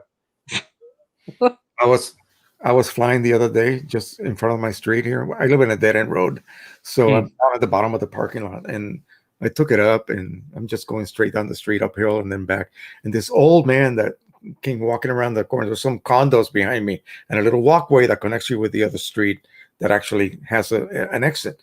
And he came walking along, and he was stopped and looked at me, and he was taking like 5 steps and then stopping. Is Solo doing something over there? Yeah. He was. He eats paper, and I have to stop him every now and then. Yeah. He kept stopping and looking, and I thought, oh shit, what do I tell him if he's going to ask me something?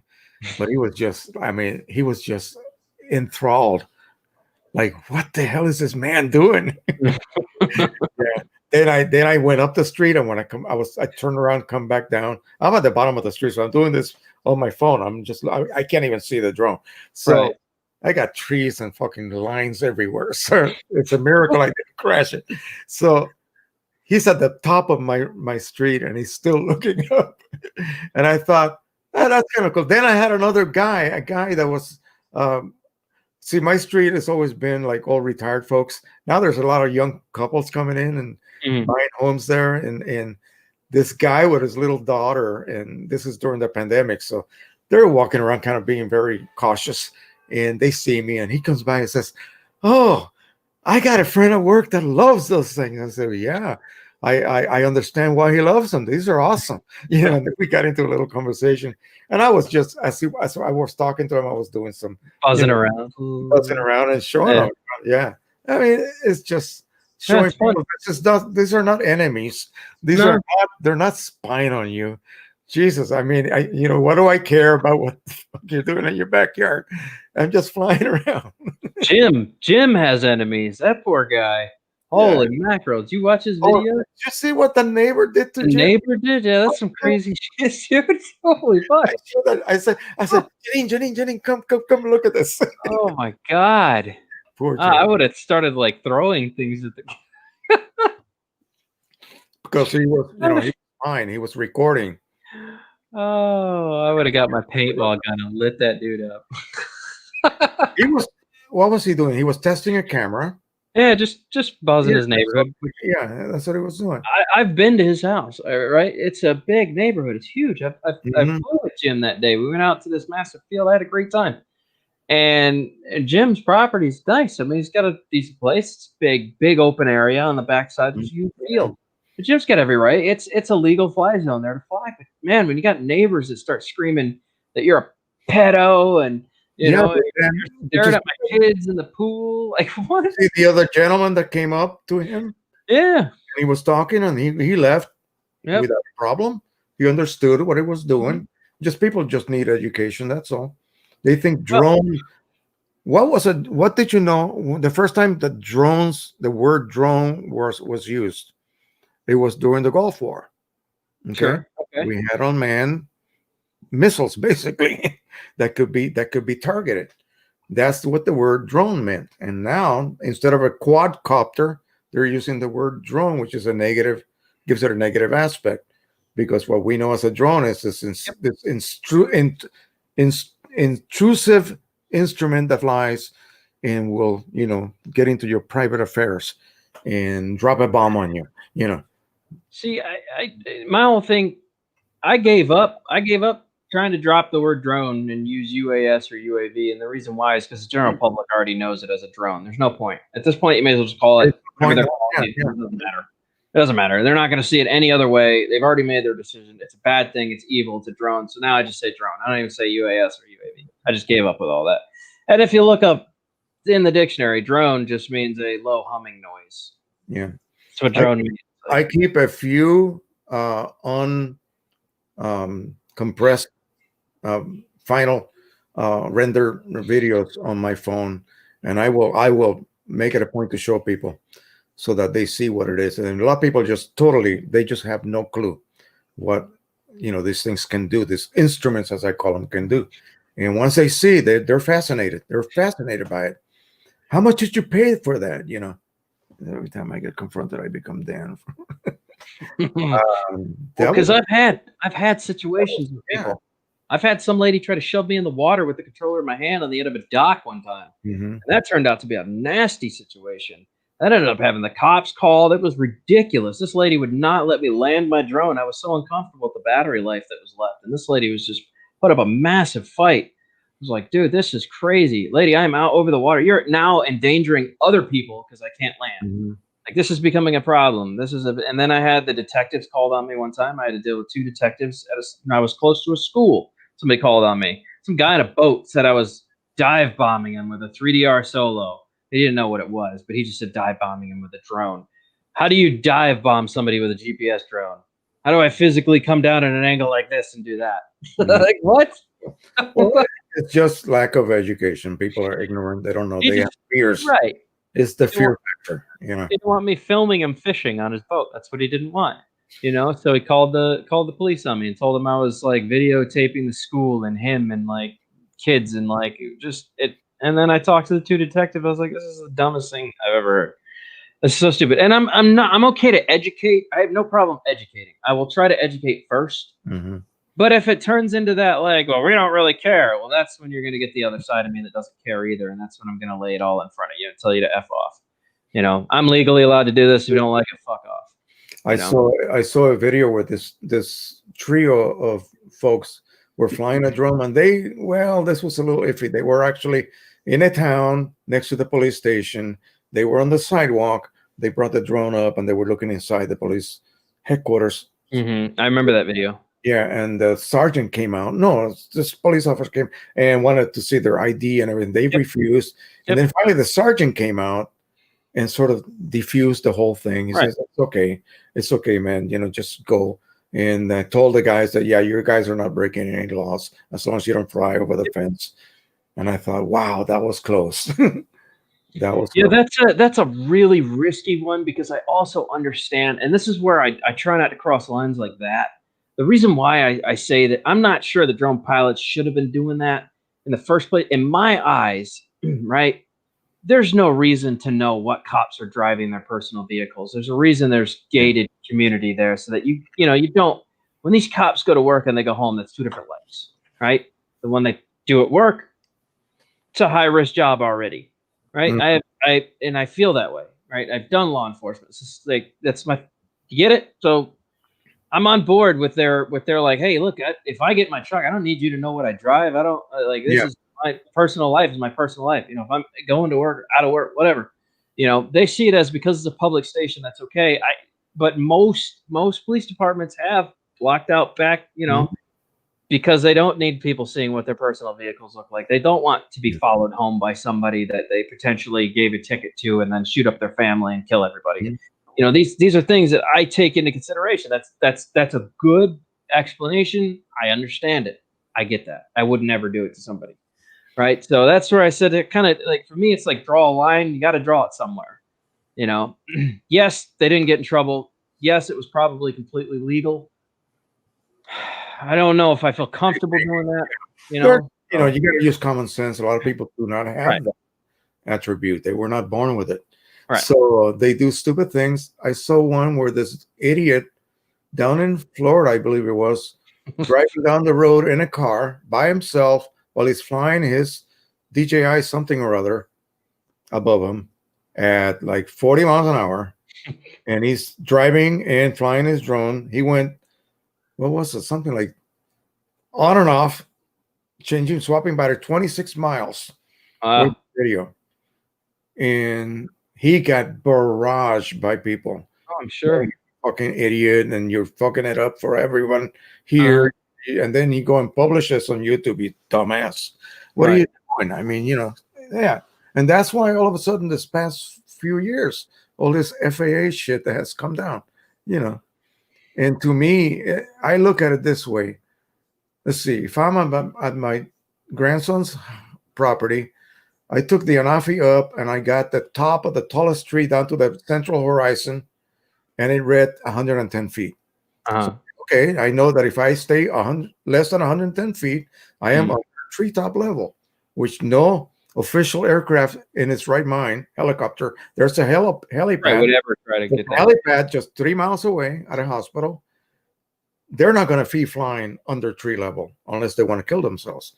So I figure whether it's legal or not, officially, I'm good. I will stay under that treetop level and fly around like a mad boy. I mean, I'll be going between trees and shit through the woods, all the pathways. I'll be going on the trails, and you wonder, how are you doing that? Is that FPV? No, it's not. It's just GPS. You just got to know what you're doing.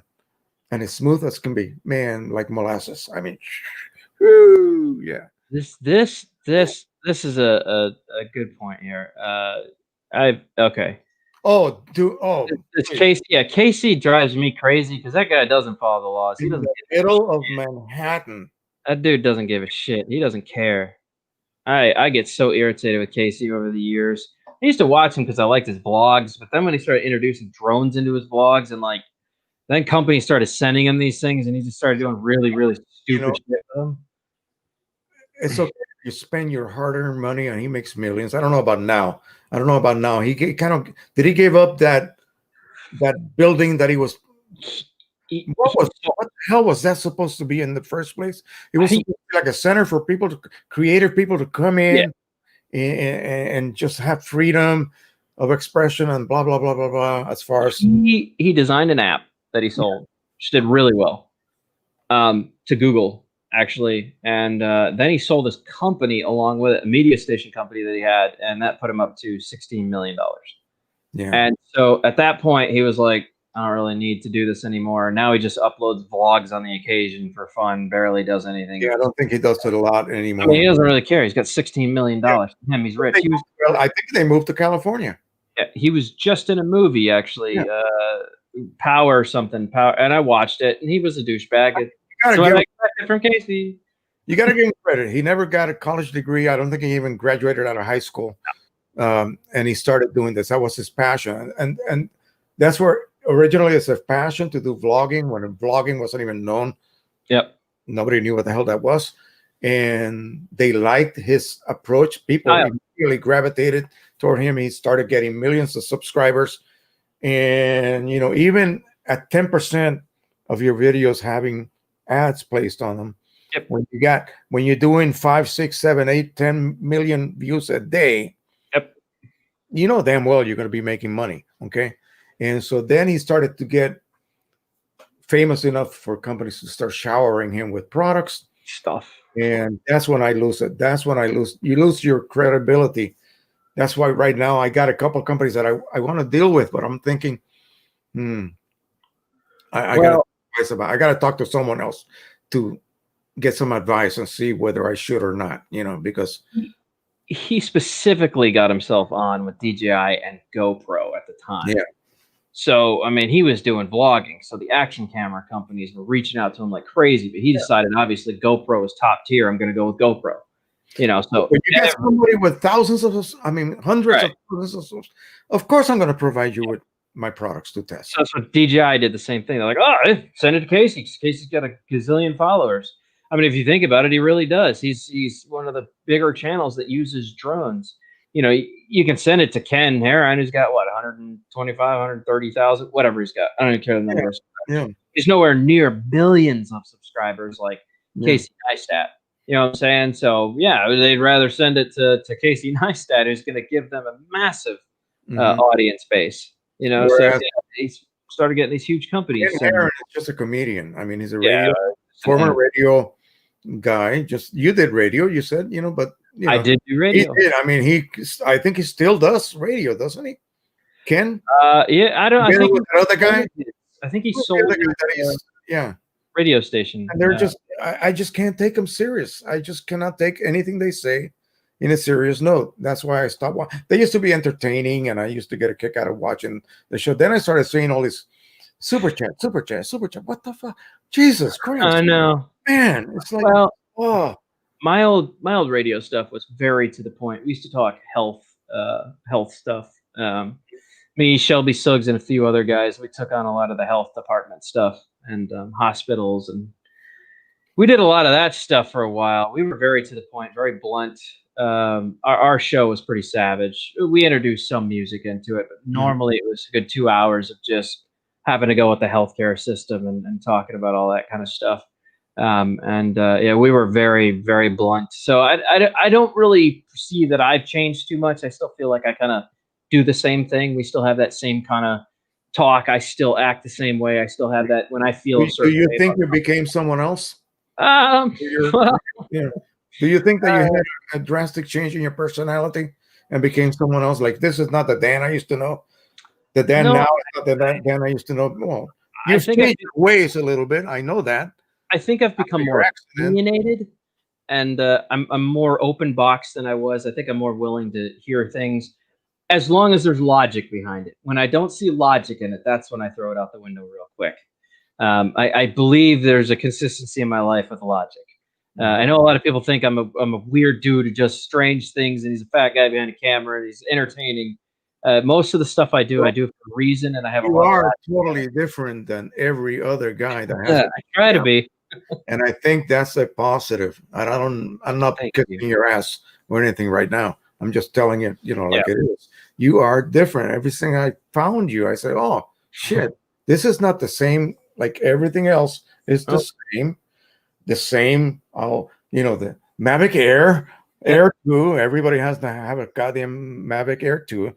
The range test videos. Oh, everybody has to do it. It's the same shit. It's just the same. It's the same instrument. They're going to perform the same way, whether it's me, you, or anyone else flying it. So it's going to be just the same bullshit over and over and over again. You're doing something different. You're doing something that makes people think, gets people pissed off at you, or happy. It's different. Okay. I don't want to be a robot to society, man.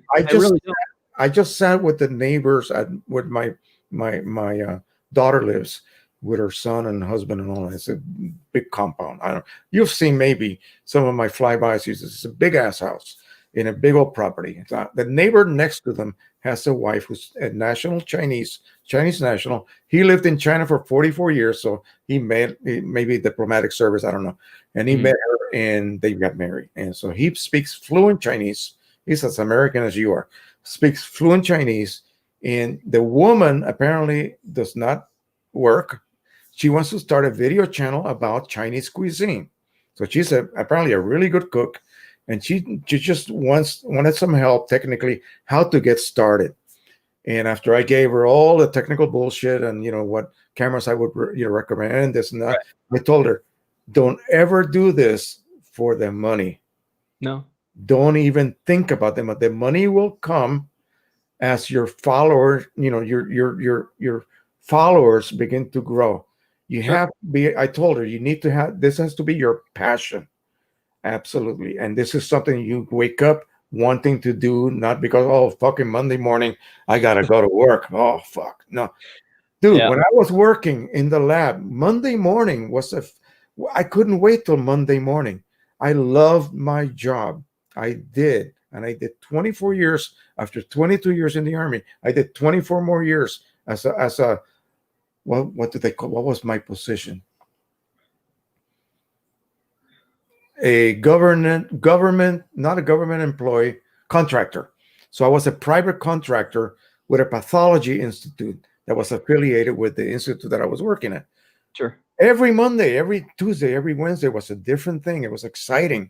We were doing diseases. We would have had a blast right now. Okay. We would have had a blast. My boss worked for the NIAID with who? under him. I mean, he was under who? Anthony Fauci. Okay, that was Really? boss, and I work. So he worked for Anthony Fauci, and I worked for Chai Ching Long, which is a Chinese, very famous doctor right now. And Right. so I work two positions below Fauci. Okay, so I kind of laugh right now, all this exposure Fauci is getting with Right. that he didn't get it before until maybe during the AIDS epidemic in the early '80s. That's the only time I knew him as being someone. That's when I was still active duty and I was still working for that group. Anyway, long story short, I used to love going to work.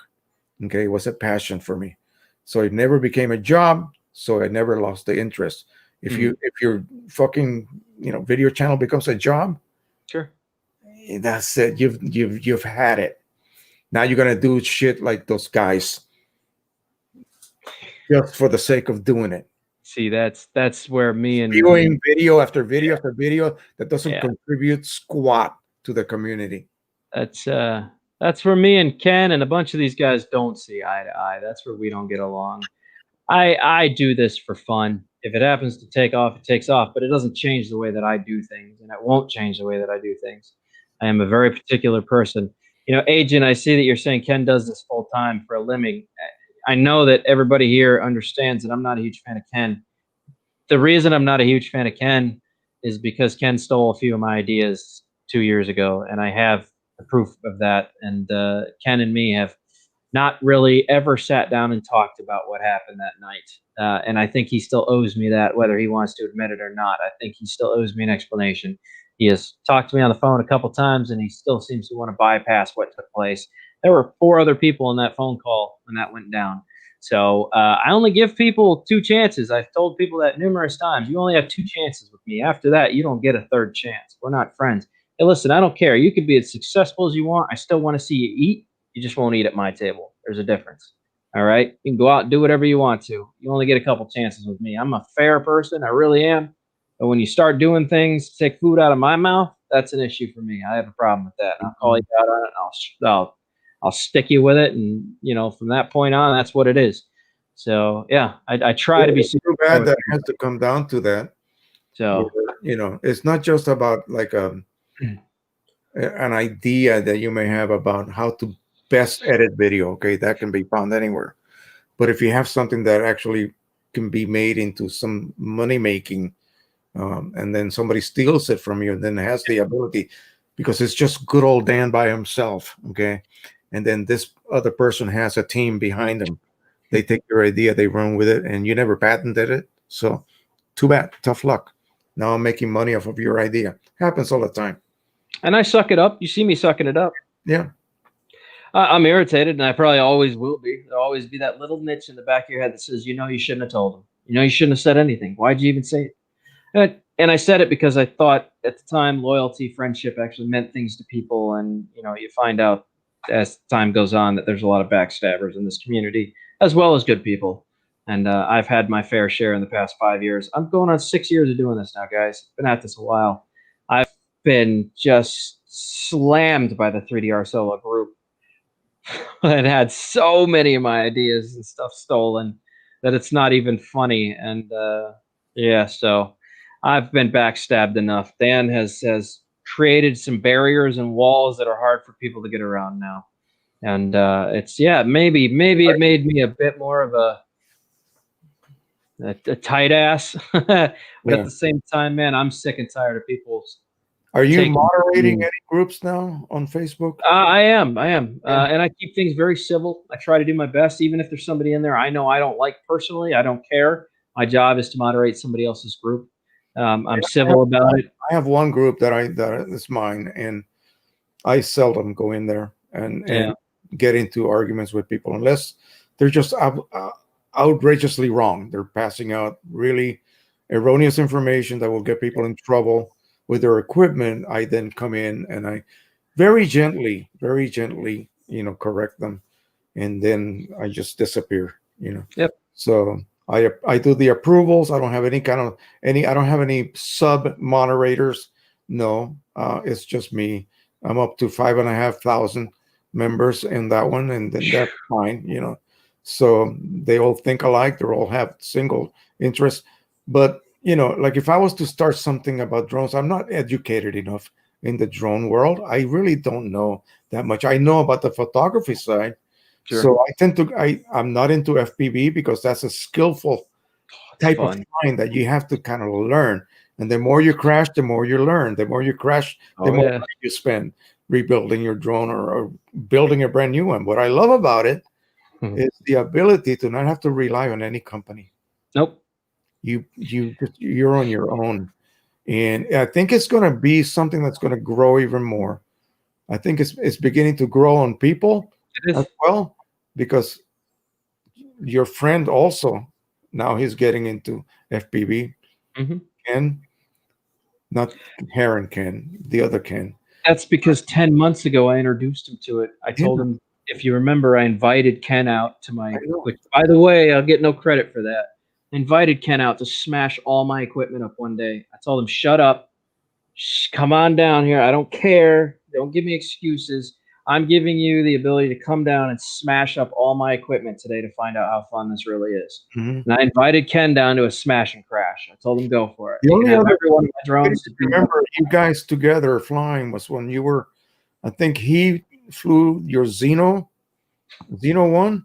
Not that you don't have a Xeno two, right? I was, one, and he crashed it into the telephone Yeah, pole. he crashed it, and then Yeah. it wasn't his fault. Is that right? Yeah. Mhm. I'm not that worried about it. Ken, look, man. Ken is Ken. I thought I could change that guy. I thought I could get him out of his shell. Instead, all I did was give him more tools to Mhm. be more of what I didn't want out of him.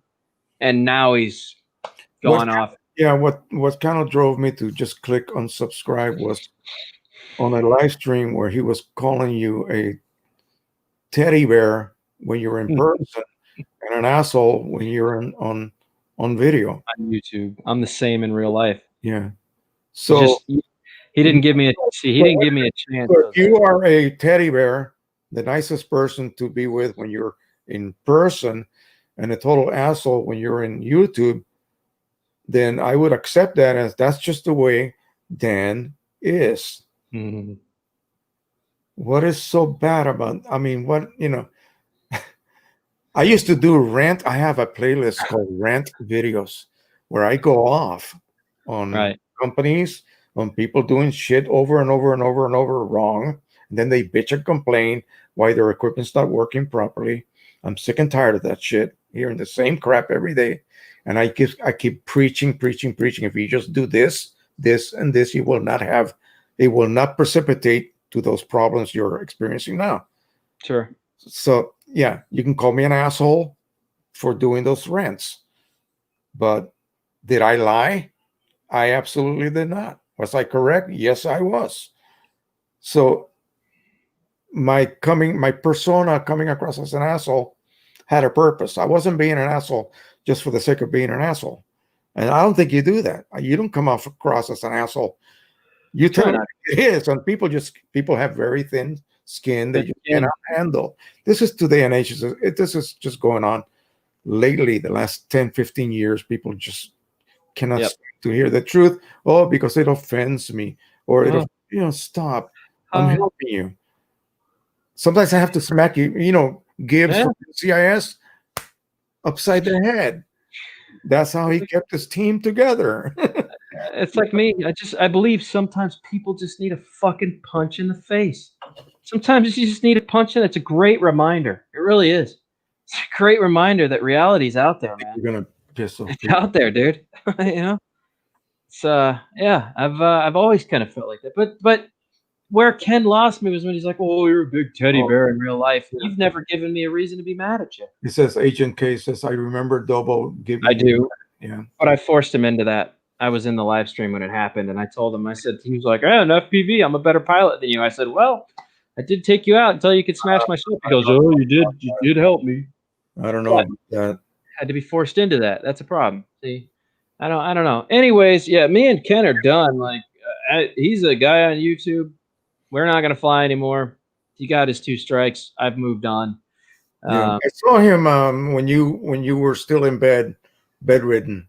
I think not this very last time, but you were on the Tuesday night live stream with Jim. and Sure. I saw Ken's little on the lower left of the layout, So I said, "Oh, okay." I said, "All right." So maybe they're mending their little differences. And no, he's a weird individual. Strange. He's not. I'll tell you this. He's not loyal. He's not loyal. I had personal conversations with him that I thought I would never see come back around again. And especially with the people that he's hanging out with now. So that just tells me that no matter what he tells me, isn't going to be honest, and he's always going to take back what he says to commit to something else. And that to me is a problem. After today, I'm going to go on my live stream Sunday, and I'm going to badmouth you. That's exactly that's what you're talking about. So here I'm being all open with you and all of that, and I mean, legitimately green, but in a nice way, Sure. I'm going to come in Sunday when you're not around, and I'm going to then voice what I really think about Dan. Well, I mean, if you stop and think about it, I sent Ken a message during his live stream when he was on with Ken.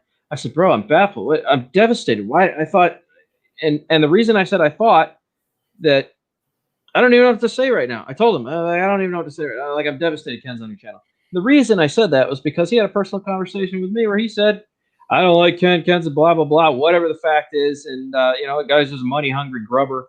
Oh, so we're on the same page. So when somebody tells you something personal like that about somebody else, right? and they feel the same way that you do, then you think you're on the same page with that individual, right? Like, why would I ever have this guy on my channel if this is how I feel about him and he hasn't changed the way he's doing things? He's still doing things the same way he was.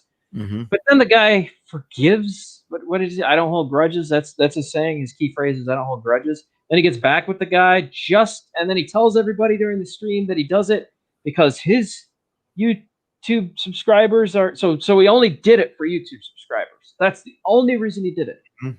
Saying that tells me everything I need to know about his demeanor moving forward. Is, once again, I thought I could get Ken out of that D-bag demeanor, and I couldn't.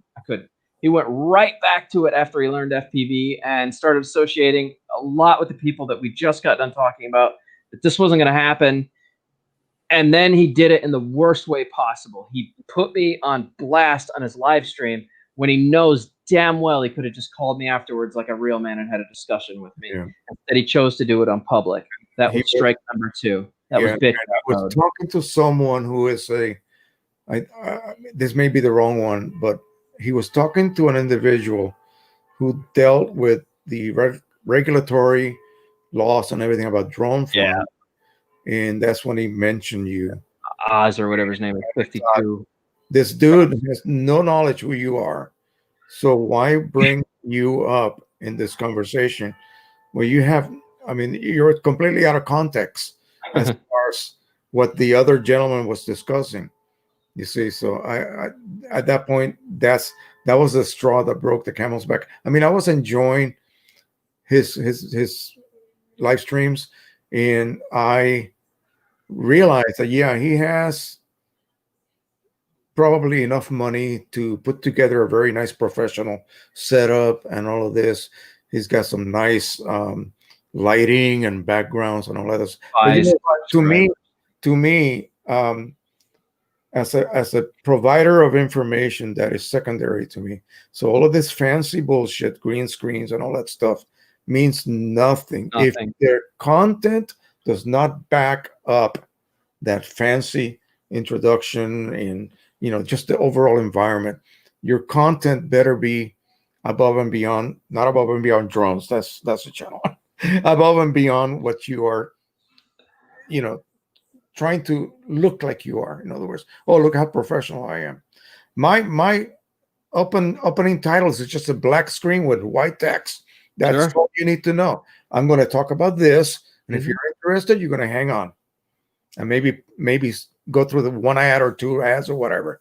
But I'm going to give you information that you're going to consider priceless. Period. And I try to do that. That's why I cannot do videos every day anymore. Because during the pandemic, nothing new is out there. Just like the drone community is stagnant right now. I go back to my regulars, and they're just talking the same shit they talked for the last 6 months. There's really nothing new out there. So now I only put out once a week, and I do Q&A because and then one-on-one helping someone. And I Yep. tell them, just like I'm doing here with you, if you want to discuss something face to face and you're not worried about people seeing your face, and you got a problem that I'm going to probably solve by the time we're done, I'm going Sure. to get you on the right track. And I won't charge you $45 an hour like I normally do. Okay, that's what I normally do. And so take the opportunity. Sunday nights is free, my friends, 3 hours. You can come on and do whatever, discuss your problem. If I cannot solve it, I cannot solve it. And just like if I had a 3D1 solo right now and I'm going through the same thing you are, who would I go to? Hell yes, I would come on live every time I get a chance, and I would bug the hell out of you until you take me by the hand and walk me down the 3DR solo sidewalk to success, And then I I had would to do that this morning. say, thank you, my friend. You taught me what I needed to know. And then I go and spread the word. Why Yep. would I spread malicious talk about you when you just took me out? I didn't know what the F I was doing. Somebody gave me this just like they gave it to you, and I didn't know what to do. And my friend Dan, or not even my friend Dan, just Dan, took me down the road. I will not be making mistakes. I will not be crashing unnecessarily this bird, because he told me what to avoid, what to do, what not to do. Why would I call you an asshole? Oh, he's a teddy bear in person, but he's an asshole on YouTube. That just, I went, oh, fuck. I can't. Nah, dude, you're gone. As much as I really did like you, you're gone. Like I said, That was uncalled for. Really was. my theory on this is like, look, man, we don't have to be friends, and you certainly didn't create an enemy. Okay, but if you're hungry, it just means we don't eat at the same table, man. Go out and do whatever you do. I don't have to be your friend, but you also didn't create an enemy. Just leave me alone. I'll leave you alone. That's the end of it. It's and that's kind of how I stick with Dobo. The guy made his decisions. It is what it is at this point. I really don't care. I've completely moved on. Like, I just don't. Success. Continue on. Yeah, exactly, bro. Like, good luck. You're having fun. He's having fun. I assume. Dude, I'm still gonna be me doing the exact same thing I was doing before I met him. So Dude, really, we have been on here for 2 freaking hours, man. have we? That's crazy. Yeah, we have. Did you ever get a notice from StreamYard about well, this is technically a hour limit? Yeah, but this is technically last time I got one was like a month ago, and that said that I still had like 6 hours left. Yeah, I do 12 hours a month, so like that's nothing. And I always get a warning. Oh, you're getting close to your limit. Congratulations on doing it. I'm not buying their software, but trying to get me that software sale. Yeah, I don't. Even if let's say I did 6 live streams a month at 2 hours. Dude, then you can have 10 guests. Right. Little tiny. I know. And overlays. I keep it simple. So like I said, I really, guys, I don't hate anybody.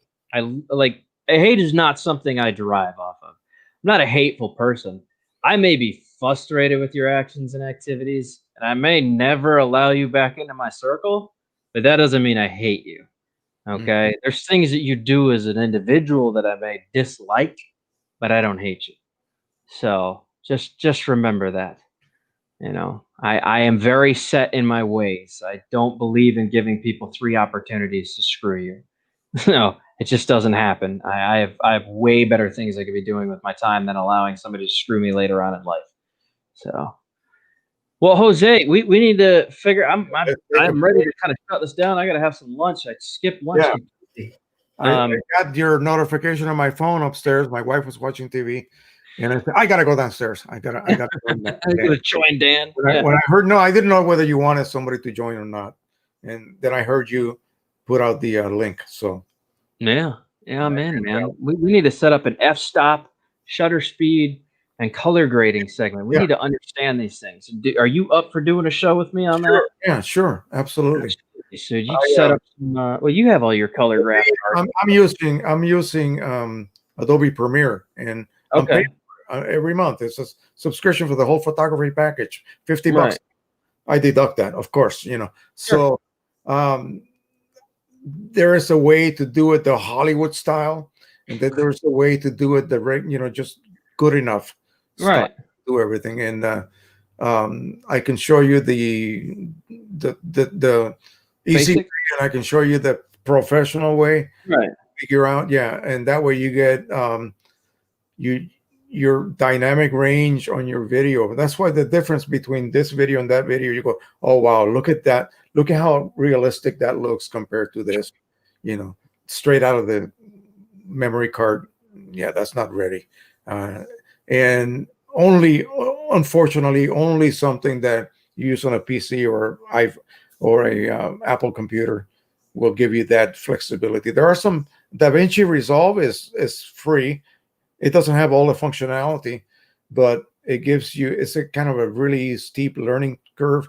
I have gone to really understand Premiere. I've been using it for years and years, and Right. so I know what to do to get you. And I, make all these presets. Once Sure. you have experimented, yeah, and you have different shooting modes, you can then use this preset to get you to a zone that then you can then tweak. And you're going to get complete shadow detail. You're going to get nothing blocked on the highlights. That's the key. And so we can talk about that. Dynamic range is expanded to the maximum. Sure. And then color grading. Yeah, that's another one. And Hollywood does a little subconscious trick on you. They color grade depending on the mood. Okay. That's If you true. watch those Gulf War movies, Sure. what was that movie that everything was brown and gritty? Yeah. Okay. I see Isn't what that you're the saying now. desert? Isn't that the desert full of sand? Most Yeah. of the colors are going to be in that range, the spectral range of browns, reddish, Right. clay, sand, yellowish. Yeah, so and it just gives you it. You don't even realize Right. that it's affecting you that way. Remember, Isn't that what they did with the Matrix? True. They gave everything like a it's green tone. Green greenish. Yeah, tone to make you feel yeah, like it was a computer yeah, world. Yeah, yeah. that was that was But generally speaking, you use what's called curves, and you apply three curves: one middle tone, mhm. highlights, and shadows. And the shadows are always made bluish. Sure. Middle tones remain neutral, and your highlights are warm, a little bit warm. Right. So if you were to stand on the side of a building under a shadow, the sky above you is blue. So what part of the spectrum is going to illuminate you? Blue. You're in shadow. So shadows are always blue. You do that, people don't even realize it. It's Right. subconscious. And if you have a neutral shadow, that just doesn't look natural. Mhm. Because you're used to watching movies, and they do this every single time. Right. Every single time. And then you save that preset, so the next time you apply that preset to that video, the shadows are automatically made bluish, the middle tones are automatically kept neutral, and the highlights are all just warmed up a little bit. Wow, I never thought That of is that. a trick. Yeah, that is a trick that they use. And if the highlights are blown over, see, RGB, you have only from 0 to 255 steps Right. tonality. And then each of the three has the same, but when you combine the three channels together, is 255 to the third power. That becomes 60 million different shades. Mhm. Plus, it's actually more than 60 million. So you don't want to have a highlight that's above 255. That fell over the cliff. You don't Right. want to have a shadow that's under 0. That's you cannot ever get it. It's gone. So you want to have everything contracted just inside, just beyond 0, like maybe 2 or 3, and then just under 255. Nothing is blocked. You got Right. complete tonal range, whether it is the golden hour with lots of long shadows. Those shadows, you make them bluish. Boy, it looks fantastic. And then the highlights a little bit warm, and all the middle tones neutral. Yeah, we can talk about. I can demonstrate it on Premiere if you want to share Well, the screen and all that shit. Yeah, you tell me where you wanna start. I think basics would probably be best because, like I said, I'm not a huge color grader, so this would actually be a great learning curve yeah, for me as yeah, well. Starting I use Power Director. I have Power Director yeah. 15, I wanna say. But you're doing that on your phone, though, right? I do a lot of it on my phone, and I still do have a lot of functionality as far as color grading goes Yeah. on my phone. There's still quite a bit in there. They're making it better as we go as well. Mhm. JSK wanted to let you know he found that very interesting, so he subscribed. Yeah. So I Oh, think, yeah, I think you should, man. I think this would be fun if you want to do a stream on here and yeah. just totally all related to color grading, shutter speeds, f stops, understanding everything. It's like Sunday is out. Right, I know, I Yeah. know. And Saturday, I usually just do work, and then Okay, so I got like maybe Wednesday, Thursday nights. Thursday. Okay, Wednesday or When Thursday. That's still not too bad. Yeah, So so let, we could set one of those up. I'll we can do it as a no, we can't. I was gonna say do it as a premiere, but you can't do that with a live stream. Like hype it before I you. mean, you can screen share whatever you're doing on your screen Yeah. through this software, so you can Yeah. still show people what you're doing. I mean, if you Mhm. want to go that route. I was Uh, gonna say to publicize it before we go on. To get oh. people that are not, they're not gonna come here just to talk about drones. They're gonna talk. You come here because we're gonna talk about color grading and Right. the proper way to correct video. Sure. Hmm. I would actually set up a scheduled stream so everybody knew it was coming in like a whole Okay. 5 days in advance or 7 Oh, days in yeah, advance. that'll work. So yeah, I can do that all through More than StreamYard. Is that the computer that you normally would edit from? Mhm. Okay, Yeah, excellent. So yeah, I can do this through StreamYards. We can set up a scheduled event. You yeah. just have to figure out which one I you can want to do share my first. screen. Yep. I can minimize the StreamYard. You can watch what I'm doing Sure. on my screen. Yeah. Okay. So yeah, man, it works. Should Wonderful. work just fine that way. Awesome. If you're down, Yeah. we'll get We can do connected like here. we can do like a before and after type thing to show the difference between raw out of the memory card, and a lot of people think that, well, my drone should produce perfect video right away. Right. No, not gonna happen, folks. No, Sorry. that's what Jim's always on about. Jim's always like, well, it depends on what format you're using and No, what no, the no, compression no. ratio is. Yeah, You know, H255 is right. he's Yeah. all hyping about that. Yeah, I no. love Jim, man. Yeah, Jim's fun. he's cool. He's a cool dude. And him and Matt, they go back and He's forth got on like the best fucking hair ever, man. It's like, dude, how old is that motherfucker, man? How old It's is like he? the He's got 80s. hair like Jesus. Come on, man. Please give me He does, dude. He does. damn, man. That's All right. awesome. Sounds good. Thank you, All right. Jose. We will get See in ya. contact here. Good talk. Everybody in chat luego. saying goodbye, and I think I'm going to shut this down on you guys. So Right. good fun. You guys have a wonderful evening. To all the people that popped up in chat, thank you for being here. And yeah, man, despite some of the conversations kind of taking tangent turns here, we had a good talk, and hopefully we have some good live streams set up. And love color grading in DaVinci Resolve. Excellent. Well, that's good. Like I said, Jose is coming up on 40,000 subs. This is what he does. He doesn't just teach color grading and f-stops and shutter speeds and all that for drones and cameras. He teaches printing courses to show you how to print these photos at their best resolution as well. So Jose is a really good dude to get to know. If you guys are not subscribed, he actually just sent a $5 super chat. That is Jose's channel, guys. Thank you very much, Jose. Yeah, if you guys, like I said, if you haven't checked out Jose's channel, he is currently just dropped a comment in there. I'll give you guys a second to go ahead and subscribe to his channel. Check that out. Carpe Diem, Agent K. Thank you very much for the reminder. Seize the day, guys. Don't forget to go out, have some fun, enjoy yourselves. If you can fly, do so. It's very windy in Florida, so I'm kind of just taking it easy right now on all this fly stuff. Don't forget to subscribe to Jose, and I will catch you guys on the next one, man. Toodaloo, Carpe Diem, baby. Be checking out, be looking for that live stream. We'll schedule it for you. Later.